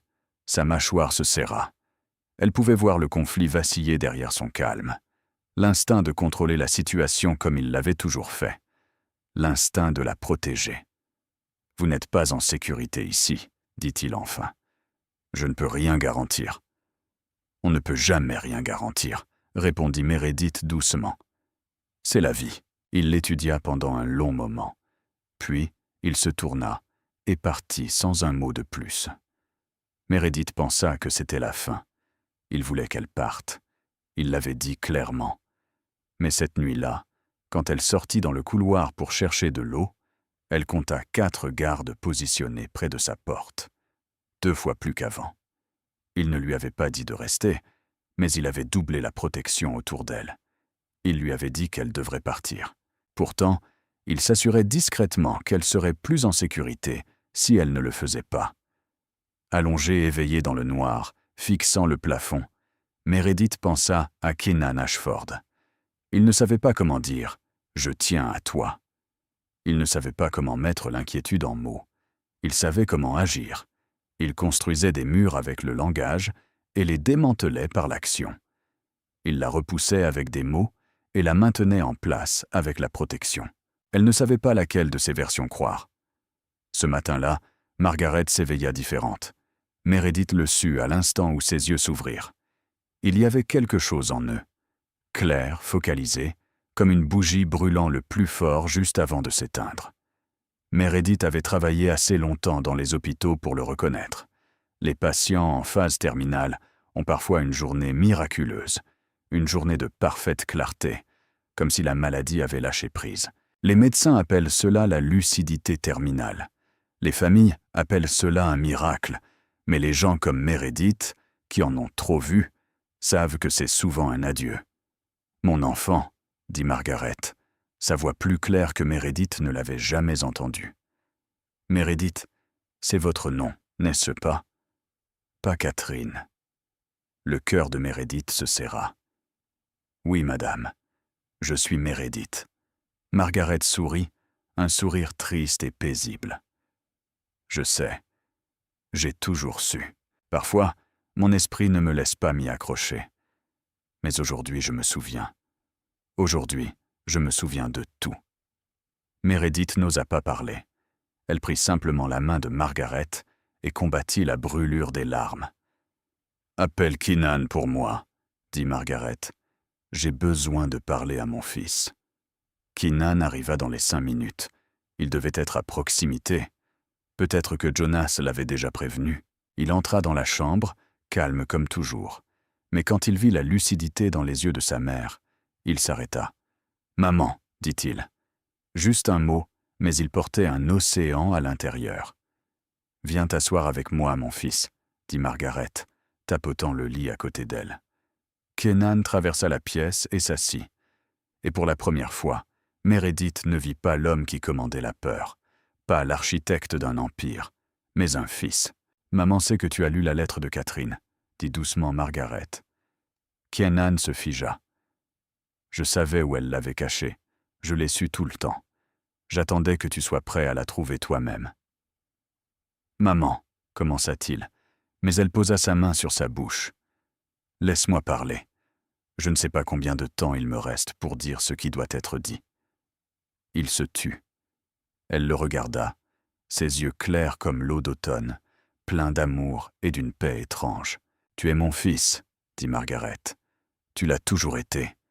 Pas à cause du sang, pas à cause de l'obligation, parce que je t'ai choisi. Je t'ai choisi chaque jour depuis que tu as 10 ans, depuis que j'ai vu un petit garçon effrayé, abandonné par sa mère, et que j'ai décidé que ce garçon méritait d'être aimé. » Sa voix trembla, mais elle ne s'arrêta pas. « Et je te choisirai chaque jour, jusqu'à ce que j'oublie comment choisir, jusqu'à ce que mon esprit ne me laisse plus me souvenir de qui tu es. Mais même alors, Keenan, même quand je te regarderai et que je ne reconnaîtrai pas ton visage, l'amour sera toujours là. Il vit plus profondément que la mémoire. Dans un endroit que cette maladie ne peut atteindre, Meredith vit les épaules de Keenan trembler. Il essaya de se contenir, essaya de porter le masque qu'il avait porté toute sa vie, mais il échoua cette fois. « Tu n'as pas à être fort devant moi, » dit Margaret doucement. « Tu ne l'as jamais été obligé. » Et Keenan Ashford, l'homme que Chicago craignait, l'homme qui ne pleurait jamais devant personne, posa sa tête sur l'épaule de sa mère et pleura. Pas bruyamment, pas de façon dramatique, juste des larmes silencieuses et des épaules tremblantes, comme un fils tenu pour la dernière fois, pendant que sa mère était encore pleinement elle-même. Margaret l'enveloppa de ses bras, lissa ses cheveux comme s'il était encore un garçon. Elle pleurait aussi, mais elle souriait. Après un long moment, elle tourna son regard vers Meredith. « Vous êtes toujours là, » dit-elle. Meredith hocha la tête, des larmes coulant sur ses propres joues. « Merci, » chuchota Margaret. « Merci d'être restée assise dans la neige avec moi cette nuit-là. Vous n'étiez pas obligé de vous arrêter, mais vous l'avez fait. » Elle sourit. « Catherine vous aurait aimé. » Elle s'arrêtait aussi pour les étrangers. Elle avait un cœur comme le vôtre. Meredith ne trouva pas les mots. Elle serra simplement la main de Margaret plus fort. « De bonnes choses arrivent, » dit Margaret, sa voix presque prophétique. « Je peux le sentir pour vous deux. Vous le sentez aussi, n'est-ce pas? N'en ayez pas peur. Ne laissez pas la peur voler ce que vous méritez. » Elle regarda son fils penché contre elle et la jeune femme lui tenant la main, et il y avait du contentement dans ses yeux. Et puis, comme une bougie finalement soufflée, la lumière faiblit. La focalisation s'évanouit. La clarté se dissipa comme la brume au soleil. Margaret cligna des yeux, regarda autour d'elle, et quand elle regarda Meredith, la reconnaissance avait disparu. Seule la confusion familière demeurait. « Catherine, » murmura-t-elle doucement. « As-tu faim? Je vais te faire de la soupe, celle que tu aimes. » Meredith regarda Keenan. Il avait levé la tête, les yeux encore rouges, et le deuil en eux était silencieux, mais immense. Le moment était passé. Margaret était retournée à l'endroit où la maladie la gardait, mais ses mots flottaient dans l'air, dans leur poitrine. Certaines vérités n'ont pas besoin d'être mémorisées pour rester réelles. C'était la dernière fois que Margaret était complètement elle-même, et elle l'avait utilisée pour dire ce qui comptait le plus. Ce soir-là, Meredith ne dormit pas. Elle resta allongée sur le dos, fixant le plafond, et elle pensa à Margaret, aux mots qu'elle avait prononcés dans cette rare et brillante clarté, à Keenan pleurant sur l'épaule de sa mère comme un enfant, à la façon dont il l'avait regardée ensuite, les yeux rouges, son visage dépouillé de chaque mur qu'il avait jamais construit. Elle tombait dans quelque chose qu'elle ne pouvait pas contrôler. Elle le savait maintenant, elle le savait depuis un moment, mais avait prétendu ne pas voir. Elle se disait qu'elle était ici pour Margaret, pour une vieille femme seule qui avait besoin de quelqu'un à ses côtés. Mais la vérité était bien plus compliquée. Keenan Ashford était un homme dangereux. Son monde était un endroit où les menaces arrivaient par SMS à 7 heures du matin et où des gardes suivaient ses pas comme une seconde peau. Son monde était rempli d'hommes agenouillés par peur et de familles rivales surveillant chaque mouvement. Elle n'avait pas sa place ici. Elle ne l'avait jamais eue. Et pourtant, elle commençait à s'attacher à Margaret, à cette maison, à lui, trop. Et cela l'effrayait plus que n'importe quel avertissement anonyme ne le pourrait jamais. Le lendemain matin, elle alla trouver Keenan. Il était dans son bureau, ne travaillant pas, juste assis là, à regarder par la fenêtre. Elle se demanda s'il avait dormi après ce qui s'était passé avec Margaret. « Probablement pas. J'ai besoin de vous parler, » dit-elle. Il se tourna vers elle, sans surprise, comme s'il attendait cela. « J'ai besoin de rentrer chez moi, » dit Meredith, gardant sa voix ferme. « J'ai besoin de réfléchir. J'ai besoin de respirer. J'ai besoin de ne plus être ici pendant un temps. » Keenan ne répondit pas tout de suite. Il la regarda simplement, et son visage ne laissa rien transparaître. C'était ce qu'elle détestait le plus chez lui, quand il devenait un mur, et qu'elle ne pouvait pas lire une seule pensée derrière ses yeux. Le silence s'étira assez longtemps pour qu'elle pense qu'il ne répondrait pas du tout. Puis il parla, sa voix basse et délibérée, comme si chaque mot pesait. « Vous reviendrez, n'est-ce pas ?» Meredith soutint son regard. « Je ne fais pas de promesses. » Il hocha lentement la tête. « Vous avez dit que vous ne fuyiez pas. »« Je ne fuis pas, » répondit-elle. « J'ai juste besoin de ne pas être ici pendant un petit moment. Il y a une différence. » Il ne discuta pas. Il la regarda seulement. Et il y avait quelque chose dans ses yeux qu'elle ne pouvait pas tout à fait nommer. De la douleur, de la compréhension, de l'acceptation. Peut-être tout cela, à la fois. Elle prit une inspiration. Elle n'avait pas prévu de dire la partie suivante. Elle avait l'intention de la garder pour elle. Mais debout là, dans cette pièce, regardant l'homme qui lui avait montré la partie la plus vulnérable de lui-même, elle sentit qu'elle lui devait l'honnêteté. « J'ai peur, » admit-elle, sa voix plus douce qu'elle ne l'avait voulu. « Pas de votre monde, pas des menaces ou de vos ennemis. » Elle fit une pause, déglutissant. « J'ai peur de ce que je ressens. Je ne sais pas quoi en faire. Je n'ai pas ressenti cela depuis très longtemps. Et la dernière fois que c'est arrivé, j'ai été gravement blessé. Alors, j'ai besoin de partir. Pas à cause de vous, à cause de moi. J'ai besoin de comprendre ce que je fais avant d'aller trop loin et de ne plus pouvoir trouver le chemin du retour. » Keenan la regarda en silence. Il ne lui dit pas qu'elle était irrationnelle, ne dit pas qu'elle réfléchissait trop, n'offrit pas les assurances vides vers lesquelles les hommes se tournent souvent quand une femme admet sa peur. Il hocha simplement la tête une fois, et d'une certaine façon, cela signifiait plus que n'importe quel discours n'aurait pu le faire. Meredith se tourna et sortit. Elle ne regarda pas en arrière. Elle craignait que si elle le faisait, elle change d'avis. Jonas attendait dans le couloir comme s'il avait su qu'elle partirait et qu'il y était préparé. Il ne remit pas en question sa décision, ne demanda pas pourquoi, n'essaya pas de la convaincre de rester. Il lui tendit simplement une petite carte. « Mon numéro, » dit-il.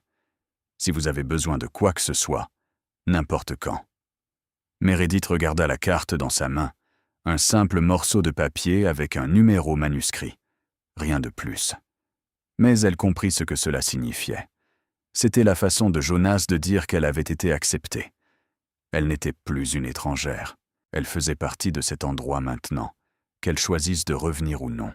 « Merci, dit-elle doucement. Jonas hocha la tête une fois, puis se détourna, la laissant retourner dans sa chambre et faire ses valises. Elle ne promit pas qu'elle reviendrait, mais elle ne dit pas qu'elle ne le ferait pas. Et parfois, cela suffisait. L'aéroport d'Ohar est toujours bondé et bruyant, quelle que soit l'heure. Meredith se tenait sous le panneau des départs, une tasse de café à moitié finie refroidissant dans sa main, regardant les lettres clignoter et changer sans vraiment les voir. Son vol ne partirait pas avant encore 2 heures. Elle s'était enregistrée. Ses bagages étaient bon partis. Ses documents avaient été scannés et approuvés. Tout ce qui restait, c'était l'attente et la réflexion. Elle repensa à chaque fois qu'elle était partie dans sa vie. La première fois, c'était l'orphelinat.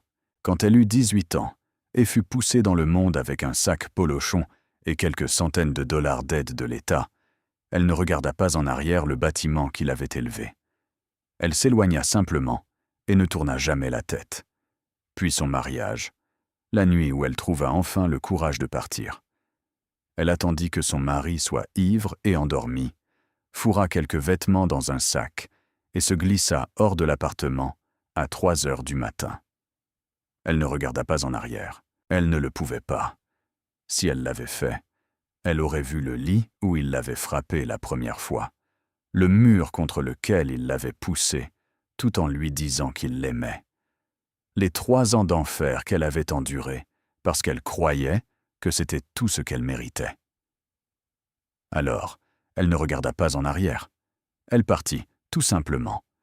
C'était la même chose avec son ancien travail, la même chose avec des relations de courte durée. Chaque fois qu'elle s'éloignait, elle survivait en refusant de se retourner. C'était son armure. Si elle ne regardait pas en arrière, elle n'avait pas à affronter ce qu'elle avait laissé derrière elle. Mais debout dans l'aéroport maintenant, elle réalisa qu'elle voulait regarder en arrière.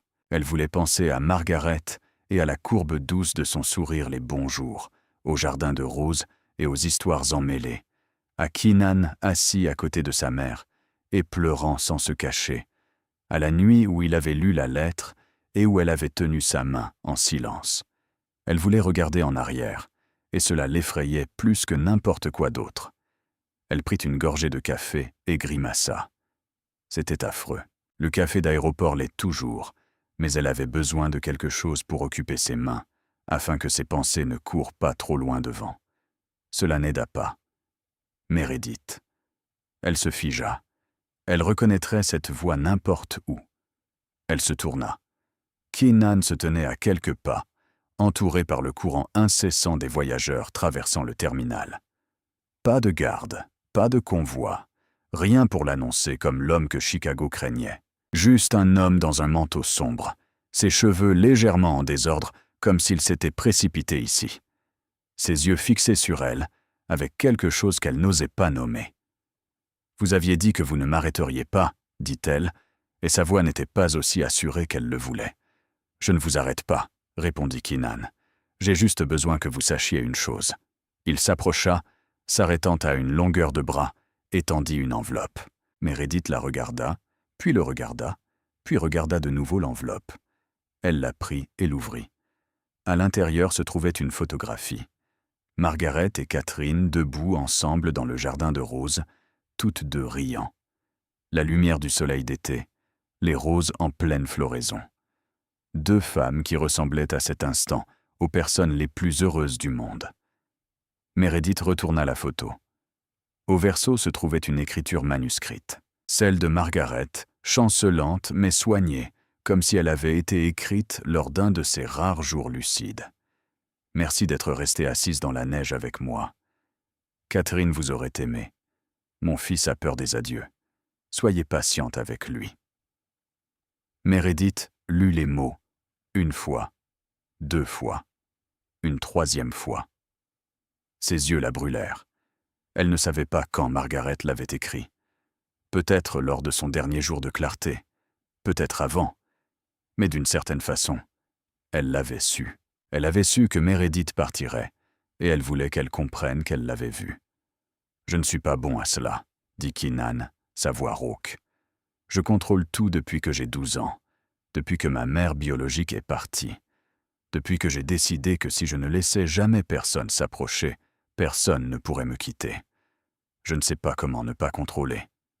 Il fit une pause, déglutissant. Mais je ne veux pas que vous partiez. C'est tout. Simple, honnête. Il ne lui demanda pas de rester, n'exigea pas qu'elle change d'avis, n'utilisa pas l'argent ou le pouvoir ou l'un des outils à sa disposition. Il resta simplement là, au milieu d'un aéroport bondé, et lui dit la vérité. Il ne voulait pas qu'elle parte. Meredith le regarda. L'homme que la ville craignait, l'homme qui dirigeait un empire avec une voix dénuée d'émotion, l'homme qui bâtissait des murs contre le monde. Il se tenait devant elle maintenant, sans autre arme que l'honnêteté, pas d'autre masque que la vérité, et cette vérité était suffisante pour la faire s'arrêter. Meredith le regarda l'homme qui l'avait suivi à l'aéroport, non pour l'arrêter, mais pour dire la vérité. Elle regarda dans ses yeux qui avaient pleuré contre l'épaule de sa mère, qui l'avait observé dans le noir pendant qu'elle parlait de son passé, qui s'était adouci petit à chaque jour qu'elle restait. « Je sais, dit-elle. « C'est tout ?» demanda Keenan. « Je ne fais pas de promesses. Je vous l'ai déjà dit. Vous avez aussi dit que vous ne fuyiez pas. » Il la prit au mot. Ils restèrent là au milieu de la foule en mouvement, sous l'écho des annonces de vol et le cri lointain d'un enfant quelque part dans le terminal. Le monde continuait autour d'eux, mais à cet instant, il n'y avait que 2 personnes. Meredith fit quelque chose qu'elle n'avait pas prévu de faire. Elle s'approcha, se dressa sur la pointe des pieds et pressa un baiser doux contre sa joue. Juste une seconde, léger comme l'aile d'un papillon, mais suffisant pour le sentir s'immobiliser complètement. Immobile, comme s'il craignait que le moindre mouvement ne brise l'instant. « Assurez-vous qu'elle déjeune, » dit Meredith en reculant. « Elle saute le repas. »« Je sais, » répondit Keenan, sa voix rauque. « Elle me l'a dit ce matin. Elle a aussi dit que vous trichez aux échecs. » Meredith rit, un vrai rire. Le premier de la journée. « Je ne triche pas. Elle est juste si forte. » Il ne discuta pas. Il la regarda seulement avec une expression qu'elle porterait pendant le vol, pendant les jours qui suivraient, peut-être pour le reste de sa vie. Elle se tourna et marcha vers sa porte d'embarquement. Elle ne regarda pas en arrière. Pas parce qu'elle ne le voulait pas, mais parce que certaines décisions exigent une seule direction. Et regarder en arrière n'en fait pas partie. Elle avait besoin de partir. Elle avait besoin de réfléchir. Elle avait besoin de savoir si ce qu'elle ressentait était réel ou juste l'illusion d'un cœur qui avait été seul trop longtemps. Alors, elle partit. Dans l'avion, quand Chicago devint un éparpillement de lumière sous ses pieds, Meredith rouvrit l'enveloppe. Elle étudia la photographie, Margaret et Catherine souriantes au soleil. Elle relut les mots tremblants au verso. « Merci d'être restée assise dans la neige avec moi. Mon fils a peur des adieux. Soyez patiente avec lui. » Et elle pleura pour la première fois dans toute cette histoire. Pas des larmes silencieuses dans le noir, là où personne ne pouvait voir. Pas le geste rapide pour balayer une faiblesse. Elle pleura ouvertement, les larmes tombant sur la photographie, ses épaules tremblantes. Le passager à côté d'elle jeta un regard inquiet, mais elle s'en moquait. Elle ne pleurait pas de tristesse. Elle pleurait parce qu'elle avait osé ouvrir son cœur, quelque chose qu'elle croyait ne plus jamais faire après 3 ans de bleu et de promesses brisées. Elle avait laissé quelqu'un voir ses cicatrices. Elle avait tenu la main de quelqu'un dans le noir. Elle s'était attachée et elle était toujours entière. Son téléphone vibra, un numéro inconnu, mais elle savait de qui il s'agissait. Elle a mangé des œufs ce matin. 2. Ses plaintes des 2. Je pense qu'elle les a aimés. Meredith rit à travers ses larmes et répondit. Bien. Emmenez-la au jardin demain matin. Elle aime la lumière du soleil sur le côté gauche des roses. Je sais. Elle a dit que Catherine avait l'habitude de chanter pour les plantes. Elle a suggéré que je l'envisage. Meredith rit tout haut. L'homme à côté d'elle pensait probablement qu'elle n'allait pas bien, pleurant et riant à la fois. Elle s'en moquait. Les plantes réagissent au son. Il y a des études. Keenan Ashford ne chante pas pour les plantes. Ne dites pas que je ne vous ai pas prévenu si elles ne sont pas performantes. Elle attendit. 3 petits points apparurent. Il écrivait, s'arrêtait, écrivait de nouveau. Puis le message arriva. Revenez quand vous serez prête. Pas de pression. Pas de date limite. Revenez. Tout simplement. Meredith fixa les mots jusqu'à ce que le signal disparaisse et que l'écran passe en mode avion. Elle regarda par la fenêtre les nuages étalés sous elle comme une mer blanche infinie. Elle rentrerait chez elle, dans son petit appartement, à son travail, à une vie ordinaire. Elle respirerait, et quand elle serait prête, elle reviendrait. Pas parce qu'il le demandait, pas parce que Margaret avait besoin d'elle, mais parce qu'elle le voulait, parce qu'elle n'avait plus peur, ni de lui, ni de son monde, ni d'être blessée. Elle avait ouvert son cœur. Elle avait montré à quelqu'un les parties les plus laides d'elle-même. Et il n'avait pas fui. Il était toujours là. Et elle était toujours entière. Certaines personnes passent leur chemin. D'autres s'arrêtent. Meredith Callahan s'est arrêtée cette nuit-là dans la neige quand elle avait toutes les raisons de continuer sa route. Elle s'est arrêtée pour une étrangère. Et parce qu'elle s'est arrêtée, une vieille femme est rentrée chez elle en sécurité. Un secret enterré par les morts a atteint la personne qui en avait le plus besoin. Un fils a appris qu'il avait été aimé non par obligation, mais par choix. Et un homme qui craignait les adieux depuis ses 12 ans s'est tenu au milieu d'un aéroport bondé, sans autre arme que la vérité, et a dit la seule chose honnête qui lui restait. Il ne voulait pas qu'elle parte. Parfois, un seul instant d'arrêt peut changer une vie entière. Pas seulement la vôtre, mais les vies de personnes que vous n'auriez peut-être jamais connues. Cette histoire nous rappelle que la gentillesse n'a pas besoin de raison, que s'arrêter pour aider un étranger peut ouvrir des portes que nous n'aurions jamais imaginées, que tout le monde porte des cicatrices, mais que les cicatrices ne nous définissent pas, que l'amour n'est pas déterminé par le sang, mais par le choix, et que parfois, la chose la plus courageuse que nous puissions faire est d'ouvrir à nouveau notre cœur après qu'il a été brisé. Si cette histoire a touché votre cœur, vous savez déjà pourquoi. S'il vous plaît, likez et partagez pour que d'autres puissent l'entendre aussi. Abonnez-vous à notre chaîne pour ne pas manquer d'autres histoires émouvantes chaque jour. Qu'avez-vous ressenti en écoutant cette histoire? Vous êtes-vous déjà arrêté pour aider un étranger? Ou un étranger s'est-il déjà arrêté pour vous quand vous en aviez le plus besoin? Partagez votre histoire dans les commentaires. Nous aimerions vraiment entendre ce qu'il y a dans votre cœur. Nous vous souhaitons à tous une bonne santé, une vie joyeuse et la paix en chaque nouveau jour. Au revoir pour le moment, et nous vous verrons dans la prochaine histoire.